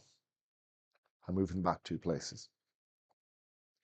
It was all very well presented, but no connection, no memory, nothing. Right, Anthony, you're up. See, for the presenting, my first kind of impression is we sometimes think in order to make a statement, we must come up with something profound and busy, and I'm talking purely from a musical interpretation of what they're setting up. For that harpsichord to come out with the space that they have, you know, creates emotions from the outset, and it sets up emotion where this whole structure is going. So I appreciate that. I like the placement of the harmonies in the opening. I thought the harp Quite smart because there's the tonic and then there's a note below and they have a little pause and then they pop it in. Yeah, okay. Yes, the one I'm talking running on that, but Or you can. It's a free for all as well now. the drum corps not maximizing those harmony placements. Huh? Okay. I think it could be a bit more work done on that. The harmonies, as Craig mentioned, the harmonies towards the end of the jig, you do lose you lose kind of the connection with the tune. So, but we've all kind of integrated that. But what they do to bring emotion, bring down the slow and the tempo, Yeah. was like the right tempo when you're trying to take a listen on an emotional journey, the right tempo is so vital. And I think they hit that tempo. Which tune are you speaking? The Slow Air Lag in Love, okay, and what they did with it, okay. Into a slow and it's just beats too fast and it loses its effect. It can be. Okay. So I felt that tempo did what it was supposed to do in terms of presenting that slower well, and the segue into the stress fade was just classy. Okay. Adrian, your thoughts? I think everybody's said it. Yeah, I didn't like the drumming in particular. Because? Just in my view, it didn't fit with the I think it could have been. Which tune? All of the tunes or the first tune? Okay. Yeah. Big use of bringing the sound down to. Because they went like, and there was like a little moment of before they actually presented the Slow Air. Okay, yeah. So, question I want to pose to we're talking about how the drumming is not, like people not enjoying the drumming. And I question, is it the composition? So what you've got is that juxtaposition between this open, which was in Mercury, the slow air, and the intensity of the drum corps presenting what they do, which is an idea. If there were perhaps slightly different scores with the same intensity, would we be feeling differently about this? Is it a score thing, or is it the fact that it's the intensity of the score overlying what is inherently slow? So there's 2 questions there. And I think because I've heard plenty times drum corps do this, play the slow air with almost a real drumming percussive influence behind it, and it works. So, but this doesn't necessarily. So I'm asking the question: is it because of the scores that were written, or is it because of the idea? Are you talking specifically about the Slow Air? No, sorry. The opening tune. Okay. I'll start with this. I would imagine they've made alterations since then to today, but that's that's a hell of a brave move to take that. Is it Ross Ainsley? One of you mentioned it, or one of you knows the tune. What's it called? Okay. Do you know who wrote it? Doesn't really matter. Okay. But it's actually a lullaby. That's a very brave thing to take a lullaby and to transform it into a full march. And I would say they had huge challenges to compose the drumming with that in mind. Having said that, I have a different view on the drummer to what's being mentioned. Mm-hmm. I think what they were trying to achieve with the drumming worked because they weren't trying to follow the melody line exactly. They were playing something slightly different, which gave it an almost weird feel, but I felt it worked. And Okay. yes, there were times when the midsection was really busy, but if you listen to that again and you listen to what the midsection's doing, it actually sounds like the snares are going down and there's a little midsection feel. At some of the end of the phrases, the snares were almost cutting out, and the midsection was then raising it up into the next phrase. And I thought that was very clever and very pretty. But if you're listening to it with does the drumming match the piping here, you're not going to hear that subtlety because they're not trying to match the piping. Okay. That was my take. Well, hey, I mean, like I said, it's not my job to challenge your views. Your views are authentic because they're your views. It's not for me to tell you you're wrong because, but it's a fascinating topic. Imagine now you have 4 adjudicators in an arena and you hear that. Good luck, guys. Okay. Um, Now let's talk about a free for all just for a minute or two. Anybody say anything they like? The whole thing. What do you think of the whole thing? Okay, the Lying in Love was beautiful. Tell me about the good stuff. Stressway was good. Which one? The first one could be both. I mean, I don't know. It's your view. Yeah, you like the Strasbergs. Yeah. It's no accident that this is the guy who's the 7 times world dancing champion, partner dancer. Yeah.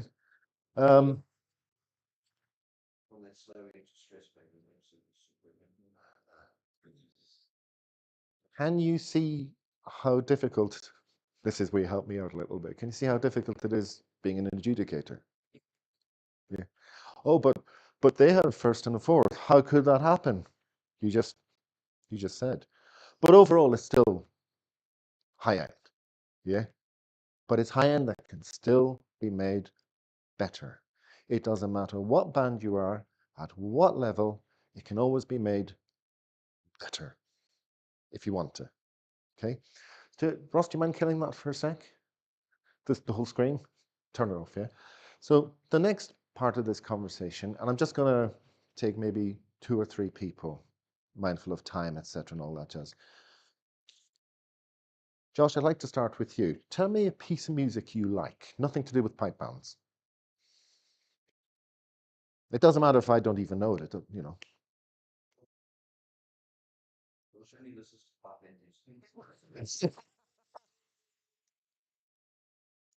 It can be rock, country, western orchestra, it can be anything you like. To what end though? Because that's one of the hardest questions I ever had to answer. What's your favorite piece of music? No, I don't mean your favorite, just a piece of music that you like. It doesn't have to be, oh, it's my number one in. It's not a trick question, by the way, so don't worry what the answer is because I'm not going to challenge it. Yeah? I'll go with Hide and Seek by Imogen Heap. By who? Imogen Heap. Oh, I've heard of the words, but Craig, just a piece of music, anything at all. Oh yeah, that's the singers, isn't it? That's the guy who does the bass, as though you think it's like a double bass, yeah. Go for it. Comfortably numb. What? There's an age gap, isn't there? Okay. Why do you like that piece of music, Josh? Well, it's very soothing. Okay. And it's I find the harmonic composition to be very well thought out and in depth, and slightly unpredictable in a very pleasing fashion. Okay. So the calmness in the composition, Okay. just creating a very rich texture. Perfect. We'll pause there, Craig. Why do you like the piece that you identified? Lily line, Uh-huh. phonics that come in because it's a cappella. They've guided this the percussion on his chest and then the foot on the floor, and the way that all of it comes together with the melody line and those different harmonics coming through with that percussion. They changed that bass guy, didn't they, after a few years? Yeah. Not maybe he left or somebody's come in, but yeah, I get it. Go for it. Why do you like it? Why do you like Pink Floyd apart from things, narcotics and all that?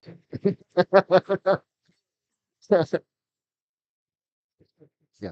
Good melody line, starting off, just setting some kind of scene, and then the way that it just builds up, and instrumentally focused as well as vocally focused. Okay. It ends in a build up to a dramatic finish. Okay. Did you notice not one person mentioned technique in the three offerings? And if it was across the whole audience, I imagine it would be mainly similar. I like this piece because, but nobody ever mentioned, oh, you want to see how the guy on the guitar plays the fourth bar and what he's doing with his hands, or you want to see the percussion that goes on. Well, actually, you kind of did because you mentioned the double bass guy, but so why are we so hung up on roughs, triplets, Swiss triplets, interludes, doublings? I mean, they all have to be there. They all have to work there. Because we're not the same thing. So pipe corps, let's play the same thing the same way, and the drum corps, same thing. Whereas thinking that sort of more mainstream music. I mean, sure, standards very high all around with whatever you listen to, but there'll be more individual factors. So for me, just the focus on technique and execution is just because we're trying to match multiple people to do the same thing. And it's very precision-based sound that we produce. Okay, so let's move on. We're in the same vein, but we'll just twist it slightly. What are the main ingredients of music? And you got two. Harmony, okay? Rhythm, melody, harmony. Now, all the other things come into the mix as well, timbre definitely, because I'm a big fan of harmonics and overtones. But there's one more. Color or emotion. Yeah? Nobody said, I like that piece of music, but I have no emotional connection with it. The reason you like it is because you have an emotional connection with it. But they still have to have rhythm, they still have to have harmony, they still have to have melody. If we move it across to our world, they still have to have interludes that play together, they still have to be able to have triplets, they still have to be able to articulate, da da da da. But you will hear performances, and the technique isn't bad, the intonation's not bad, the drum corps is not bad, the general ensemble is not bad, but I don't like it. And go for it, yeah. Sorry, or are you just combing your hair? Sorry. Go for it, man. So something I noticed, so Greg, about 5 of your sheets. About what, sorry? About 5 of your sheets. I'll be off.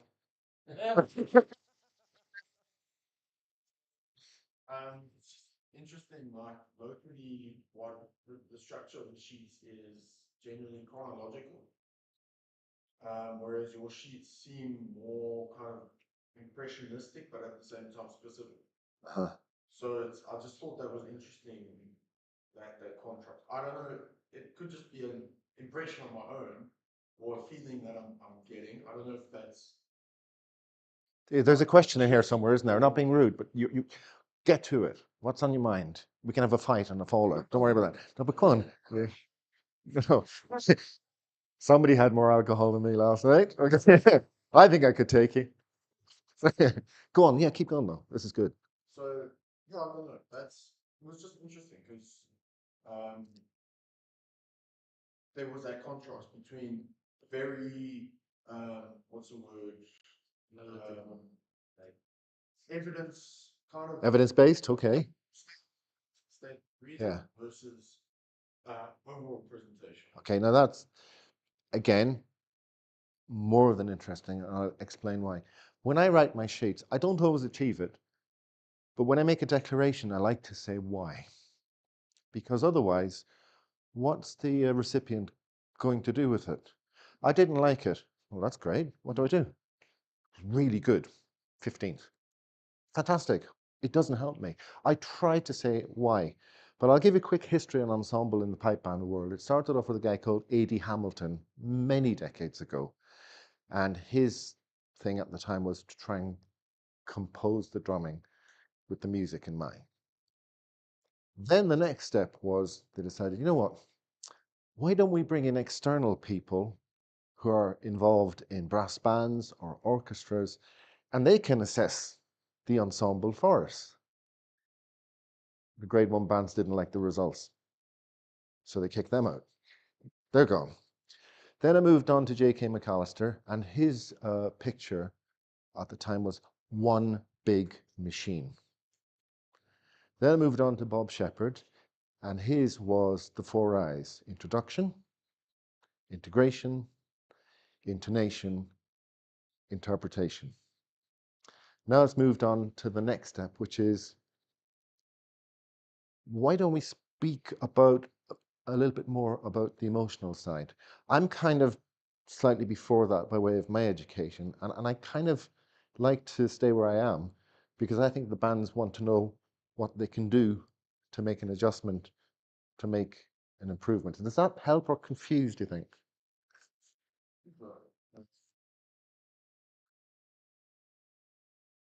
Yeah, what's just interesting seeing that. Is it your thoughts as you listening to the performance, or is it a general, how do you go about actually judging? Okay. Where do you write at the end? Right. Oh, I'm writing as it's happening. And it's a learning, because the more you write, the less you listen. Yeah, you're doing both, but you can't do both brilliantly. I earmark intro, but they're already templated on the sheets here. I write tonal balance at the end because I'm interested in how the whole thing mixes. But the likes of integration and interpretation and rhythm and harmony and melody and emotion, whatever, that's that space in the middle. I write as it happens. I try very hard to not write for the first 30 seconds. The first thing I do is I bow my head because I'm really interested in the first set of opening rolls. It's the only chance I get to hear the drum corps and the tonality of the snares and the quality of their roll work. But I write through the performance. And I like to make a reference to what type of tune the band is playing. If I get confused as to whether it's a reel or a hornpipe, because they're not necessarily following the idiom, the first trick is, are they playing each part twice? But if I still get confused, I'll write simple time.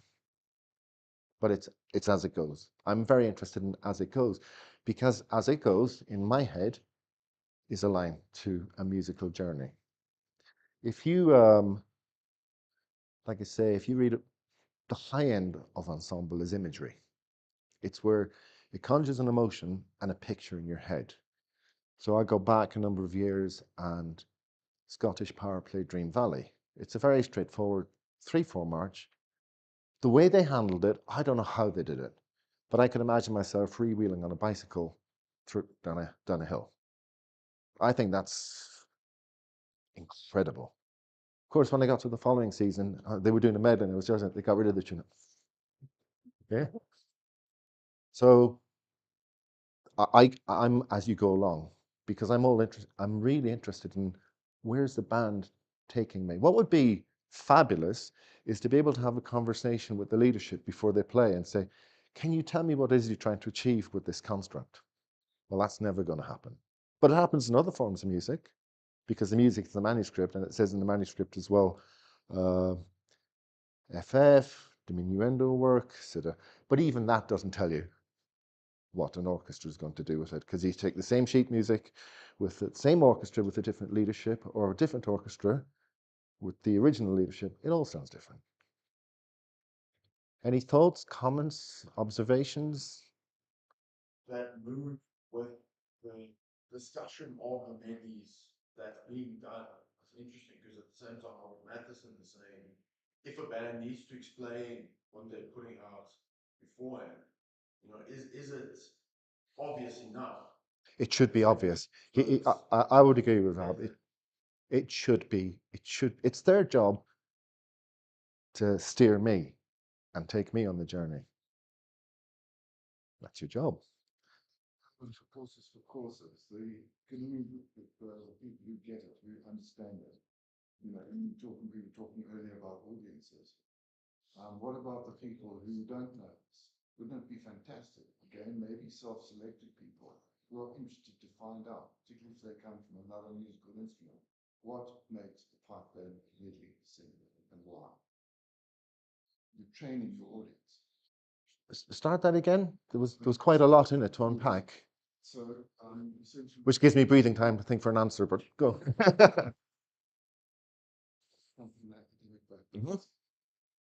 Yep. So basically, you're training your, we were talking earlier about audiences. What I was so intrigued about at the time, I thought, no, stop, we've talked too much already, was which audience? The judge or the people on the stands? Okay. People on the beaches, as Taylor Swift would say. Yeah.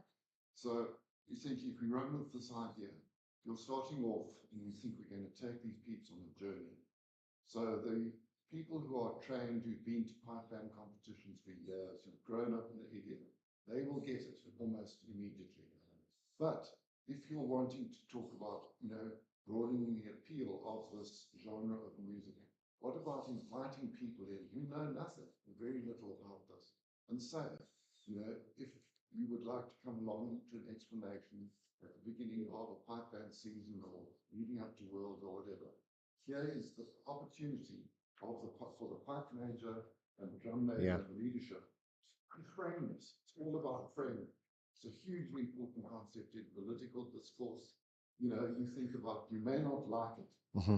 You think of, a certain president. He's all about framing. You leave the Irish president out of this.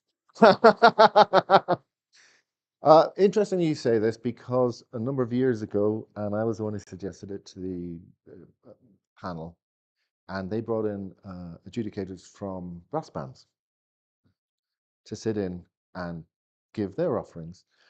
The feedback from them was that as a pipe band association at the high level, we're far more advanced than them, which was quite a shocker and quite a surprise. Yeah, but my ideal thing would actually to bring in leaders from choirs. Yeah, because I sing in choirs as well, because I think the instruments that we play are more associated with the human voice. Yeah, yeah. I think it's healthy to bring in external people. The reason they got turfed out all those decades ago was because the Grade 1 bands didn't like the results. Do you think?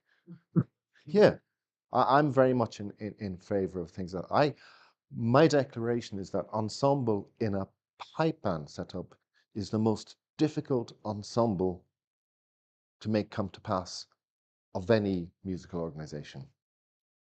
I think it's really, really hard. Any more thoughts, comments, or observations before moving on? Let's see how it compares to where we're at. Oh, 631.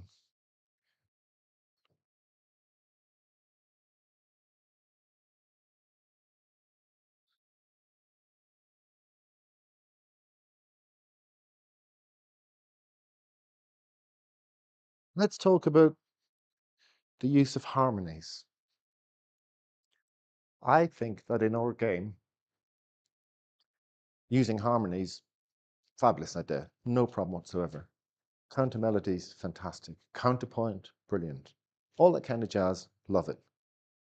But it's to what degree you employ and use it. So, for example, there were bands playing. I'll give you a little strap line in a minute. There were performances yesterday where I went, you know, those harmonies are good. You know, that little counter melody, that's very good. But I couldn't hear the main theme. It was like, I have this to offer, so I'm going to offer it. I get it, you know. Just because you can doesn't mean you should. And just because you can, maybe you should, but maybe not to the degree where I'm listening outside going, I can't latch on to what the main theme or the main melody is here. Yeah. Did you want to say something, Anthony, or any thoughts? Then moving back to when I said those four I's, intonation, integration, blah, blah. Let's be honest. Intonation is either it's going to be what it's going to be on a given day. The introduction is going to be what it's going to be on a given day. The integration is going to be what it's going to be on a given day. But the interpretation, that's where all the big bucks are. Yeah. And it comes back to this thing again of I select a piece of music. Is it for me? Is it for them? You know, there's quite a lot involved. The main importance of all of this is not to say this is what you do and you'll be the best band in the world. It's to open your minds to, I didn't think of that. Maybe I should think of this. Yeah. I think we're getting to another piece now. That.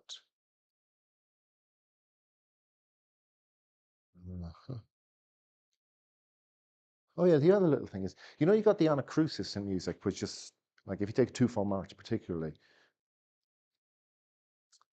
it's just a couple of notes before the first bar line, and you add it to the bar 8, and it makes up the pulsing and well, it actually makes up the time signature. You can tell from how the band handles the anacrusis as to how it's going to go. But I don't think that the band's put enough energy or effort into the anacrusis. Thoughts? You can disagree, you can agree. Do you understand what I'm speaking about at all? I think it's a bit like you're going to stress it's that placement, it's an anticipation of that next.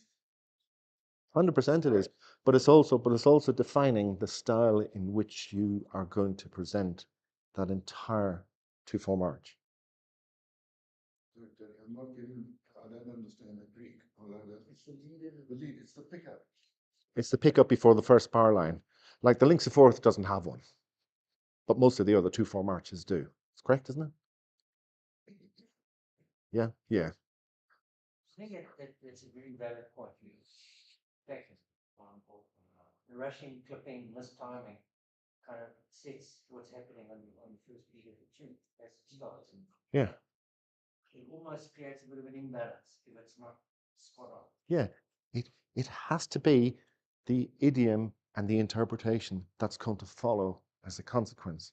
But most performances, people take those first 2 notes of the anacrusis and they just go, let's get those out of the way and then we'll play the tune. No, you have started playing the tune.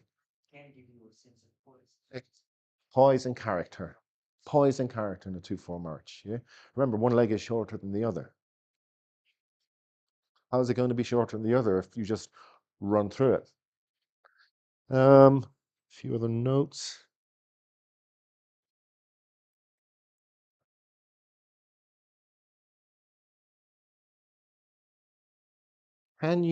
Ross, can you find for me? Let's go with 78 Fraser Highlanders.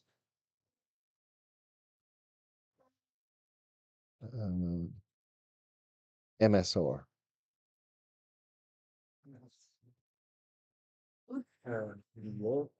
Pardon? The year in particular, or this year? Let's go with last year, if there is one. Yeah.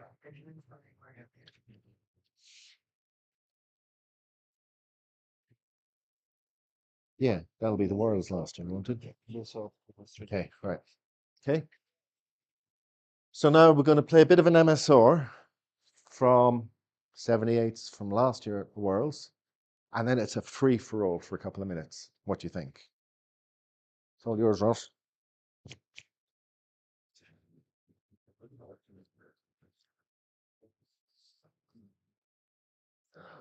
Or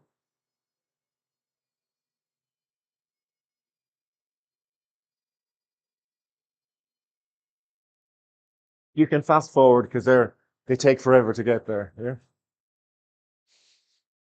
Now this is just pause.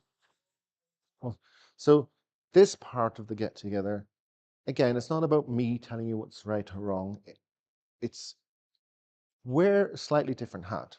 Wear the hat of you're listening to the entire thing and what you like and what you don't like. This band are certainly wearing different hats. We can fast forward. Okay.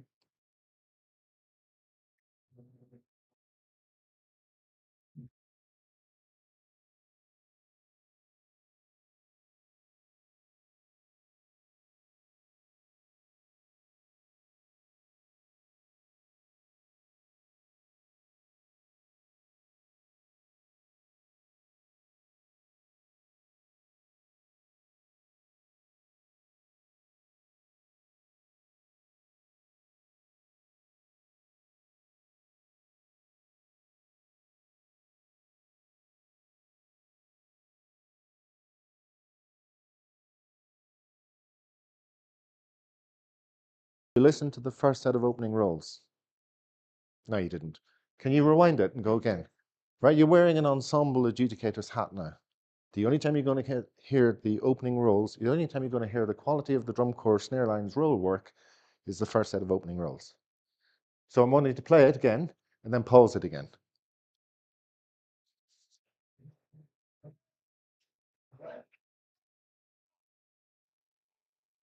Stop. Comments, observations, thoughts.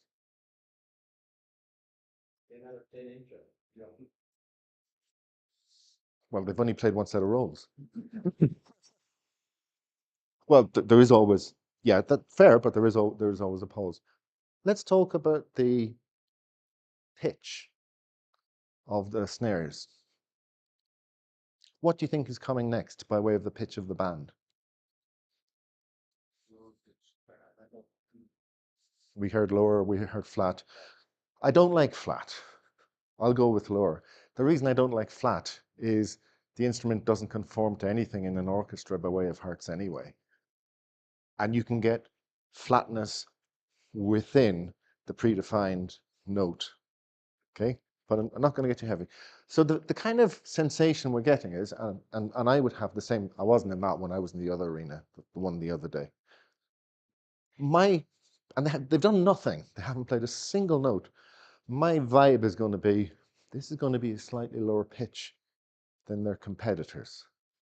I don't mind, unless it's so far apart and it's wild. In fact, the lower you go, the better the chance you have. You might have a better chance of better harmonics. You might. There's reasons why you do and why you don't. But that's my initial perception is, I think this is going to be a lower pitched band. Let's find out. Go again from the very start, Ross, if that was.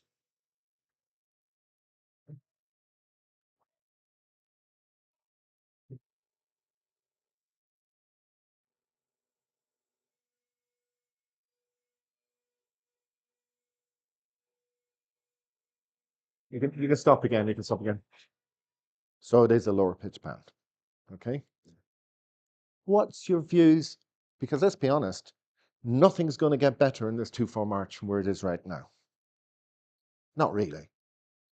And performances in a circle are usually as good as a tuning park, typically not as good. So what's your take on the performance so far. Do you want to hear it again? Yeah, just do that one more time.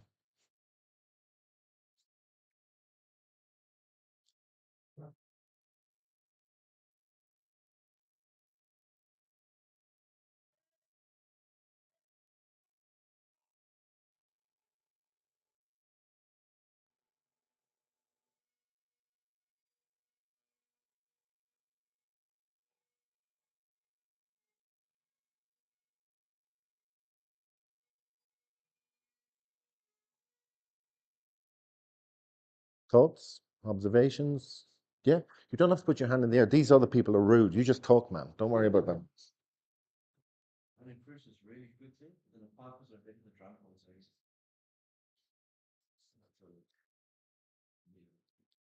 I'm with you. Anything else? Sound disturbing. I'm with you. Okay.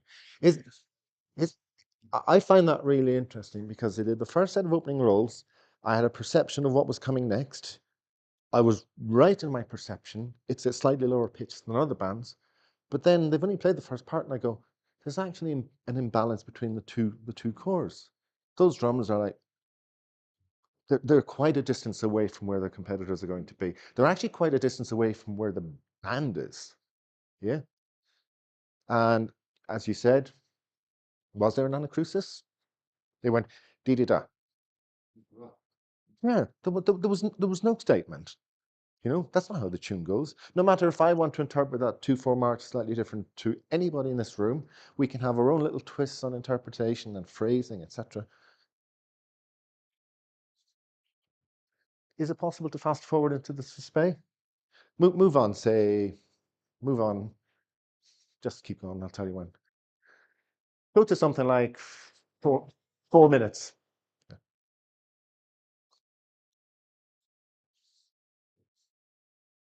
And I'm not being uncharitable to the 78s. They're still a grade 1 band. Okay? Because I'm on a mic. Is what it is on the day. It's what it is on the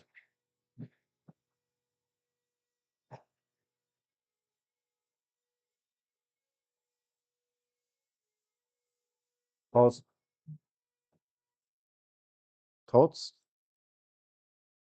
Doesn't have the same lift as listening to Five earlier.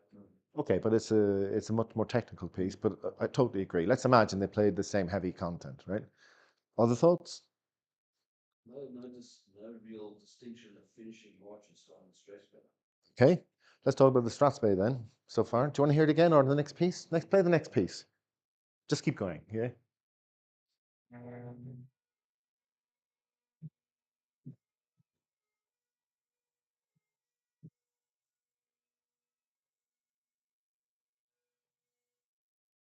Thoughts? Yeah, I can hear the 12/8. Bang on the money. Bang on the money. There's a pipe core. Maybe it has it within them to deliver a dance idiom for Strathspey. No chance. Just keep playing. Now listen to the drum corps again.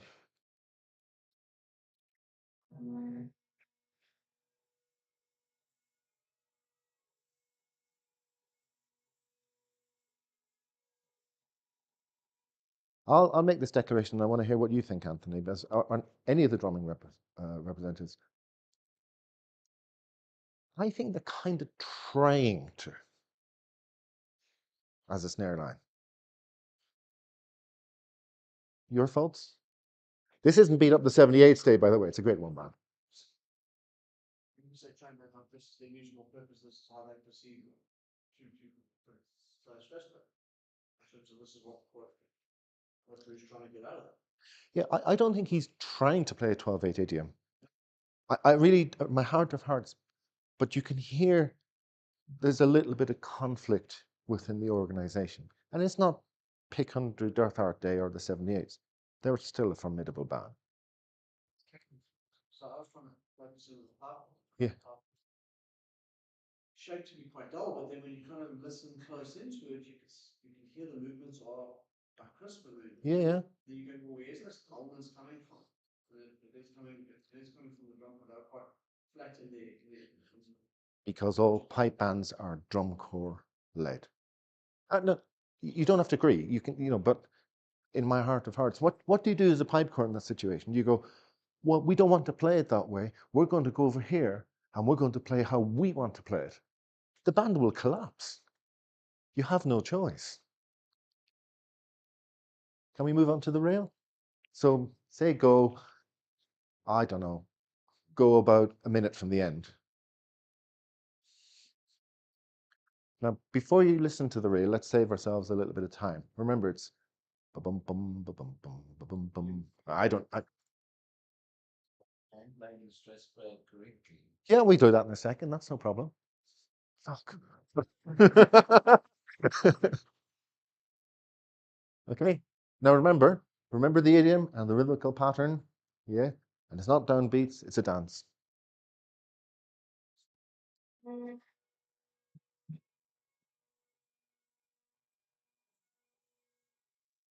That's fine. Thoughts, observations? Now, another person might say to you, that's not how a reel goes. But I think you'll find a lot of people will say that's how a reel should go. Can you go back and just play just a little bit of it again? The question is, does it follow?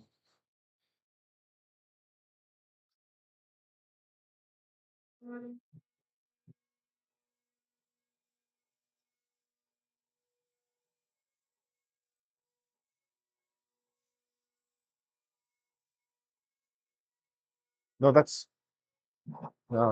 where are we? Oh yeah, that does fit my argument. You can pause it there. Thoughts, comments? You've not been shy this morning, so don't get all shy now. I think that maybe feels a little bit more like a 2/4 march as Thank opposed to you. 2/4 reel. Thank you very much. That's exactly what it feels like. And that's why I had a little pause. I was going to say to Ross, no, you're in the march. Is there any chance you can fast forward? And I looked at the thing and went, no, they're actually in the reel. This isn't, let's knock the band today. This is a high-end band. But what are they playing? Yeah.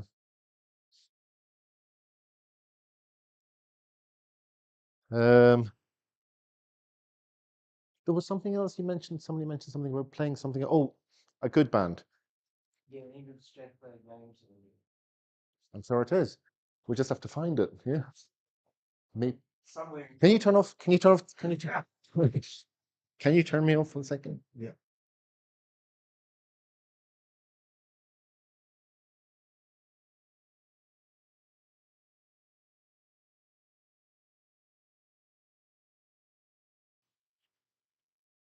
Actually, leave me off.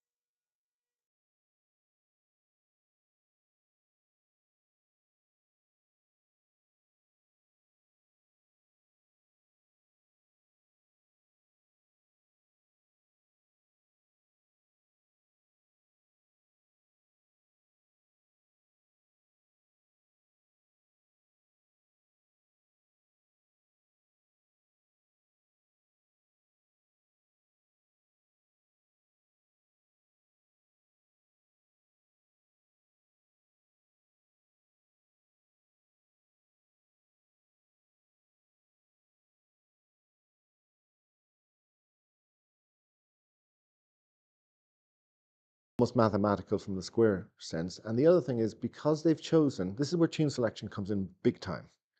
They've chosen Athol Commerce, Balgan Locken, however you want to brand it, which is a phenomenal piece of music. And it has its own key change within the tune itself. But it starts with the turluth. And it's very difficult to make really technically difficult to get a turluth to fit into a Strathspey idiom. And even the solo guys will play it as a turluth, and then the Strathspey idiom will follow afterwards. Yeah? It's kind of borrowed time, so. The tune isn't going to get going for a little bit. Okay, we've got to find. We'll probably go about here. See where. Keep going. Stop there. And play.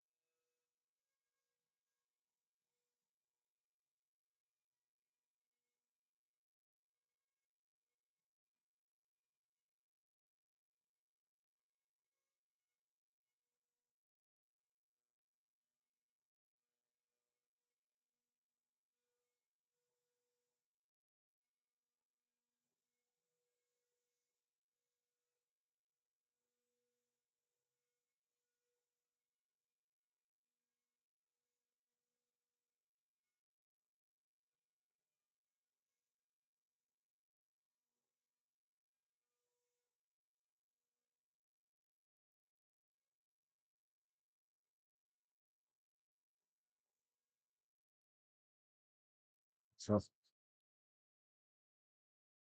I felt Strathspey had a little more brightness in the last part. I would agree. Kind of was more Strathspey and last night and going into the really But it took him a long, long time to get there. And it was, you're right. And give him credit. At the end of the reel, this sort of conundrum. Yeah. That's maybe where the watch will come up. And slightly syncopated, yeah. The reel was that flow. Okay. But did you not find there was a conflict with maybe a feel of a 2/4 march in the reel, you know? And look, these are hard. We've all been in situations with our bands and we have great intent. Sometimes things happen. But it's always going to happen if you don't fix the problem before it starts 6 months beforehand in how the drum corps arranges in the context of what you want to achieve. I think they would have to do a rewrite on some of the compositions, but it's not my band. Yeah.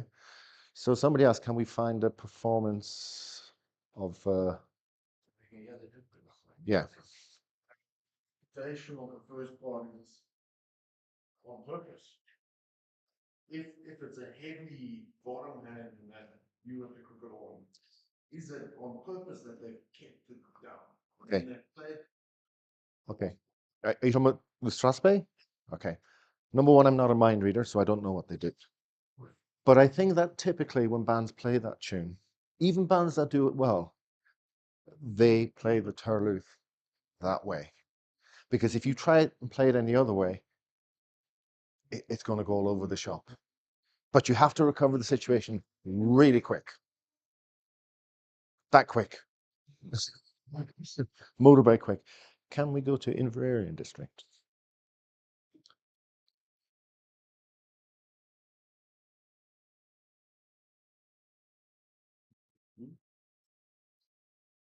So what we're going to do is we're going to find a performance of a really accomplished Strathspey delivery. I mean, really high end. And then afterwards, we're going to play, we have a little chat. Then after that, we're going to play like a 2-second video from old footage from the BBC about orchestras. And anything you want to ask after that, or we're done. Okay? That's called managing expectations. Yeah.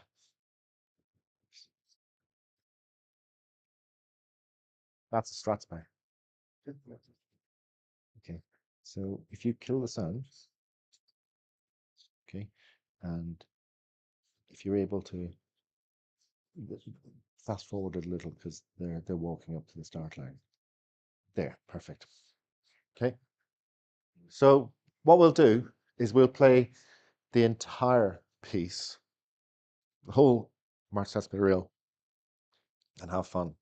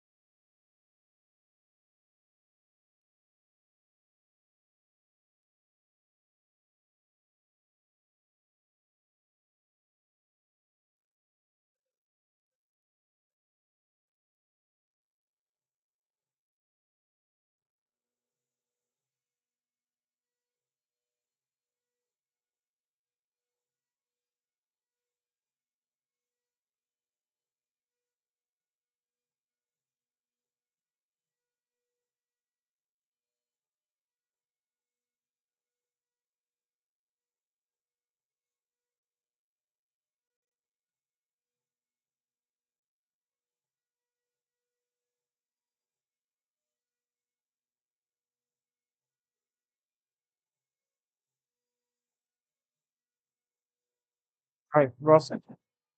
Hold on. Two things I hope you noticed, and if you didn't, tough luck. The Anacrusis, outstanding, right? And the next thing is, do you see him just give a little nod? What they've been doing is they've been walking backwards, and he's gone, this is our optimum sound. We stop here. I mean, it's a classy setup, yeah?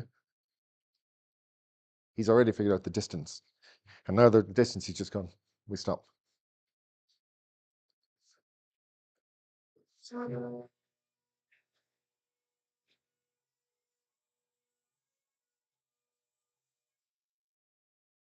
I don't think the cutoff was so good. But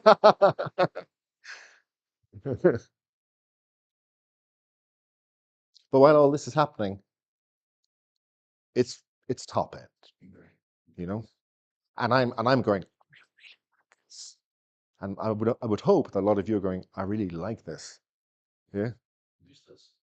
No, we'll everybody does that. Look, it's on the fucking bass drum.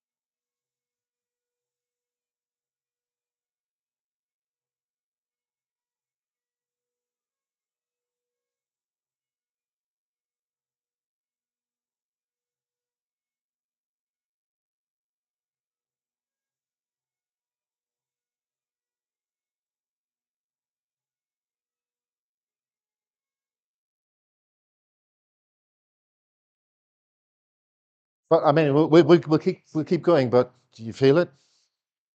Yeah. Or like I said, the Gog Express, but it's actually Scotch Snap or Scots Snap, depending on how you want to pronounce it. It's all the robbing from Peter to pay Paul. But you can hear it. It's all the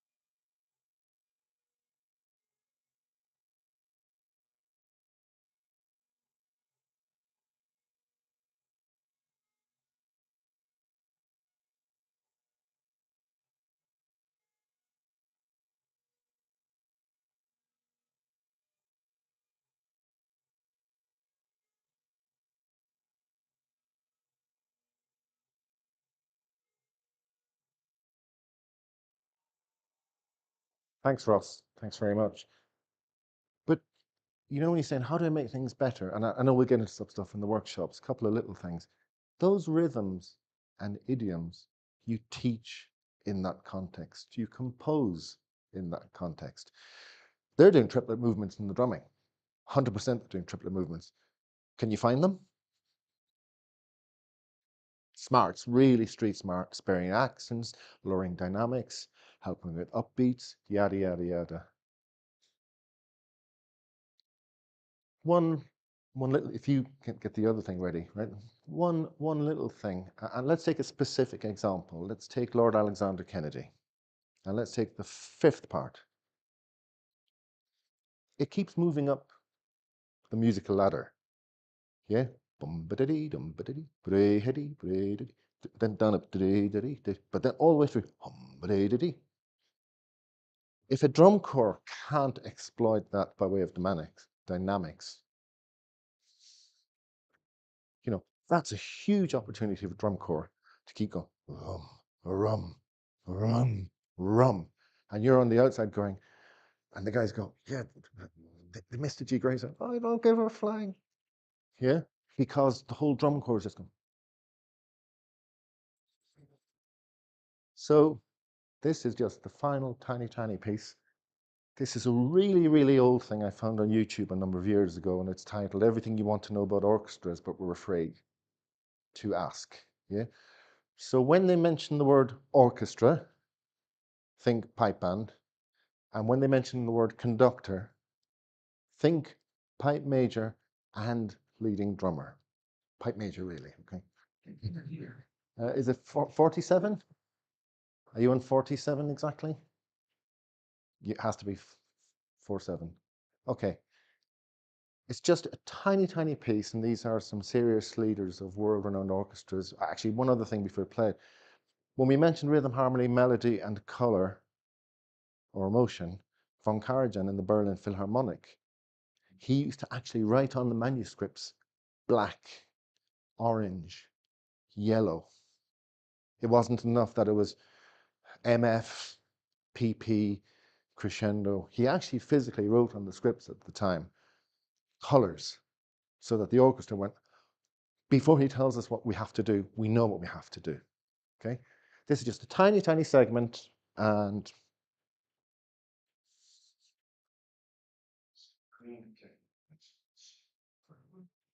are polished, it's well performed, you have the right to expect. In many ways, better than they were in the golden days. But technical excellence doesn't mean interpretive excellence. I do think the chances of a real individual performance emanating from the podium are less good now than they were 30 years ago. I think an empty musical performance is a waste of time.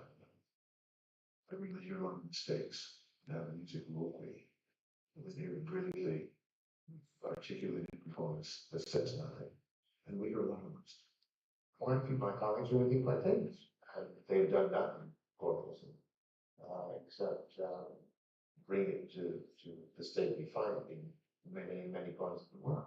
That is something which is totally dissected and removed from the needs of people to hear it is reflected beings, their movements, the feeling that they participate in the experience, which is going to change their lives. So we need a generation of conductors that are able to communicate meaning, not just formal terms of music. that's it. That's fine. He says a few other things, but he really goes on to speak about composers in the context of war people in the past, yada, yada, yada. Just a small little snippet, yeah? That's it. I hope you got something from it, yeah? Now, where it gets really difficult is when you go back to your own bands, you go, oh, I got all this stuff. No, just go gradual. But at least you can see where the end of the road is supposed to be for how you package something together. Yeah, go gradual, because if you try and do it all, you'll sound like an idiot. You'll destroy your band. But hopefully, it just opens the minds a little bit as to what can be achieved. That's it, guys. I hope you got something from it. Okay.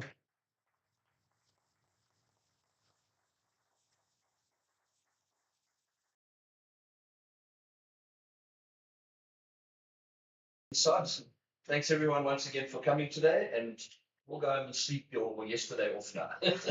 Thank you. Thanks so much, guys.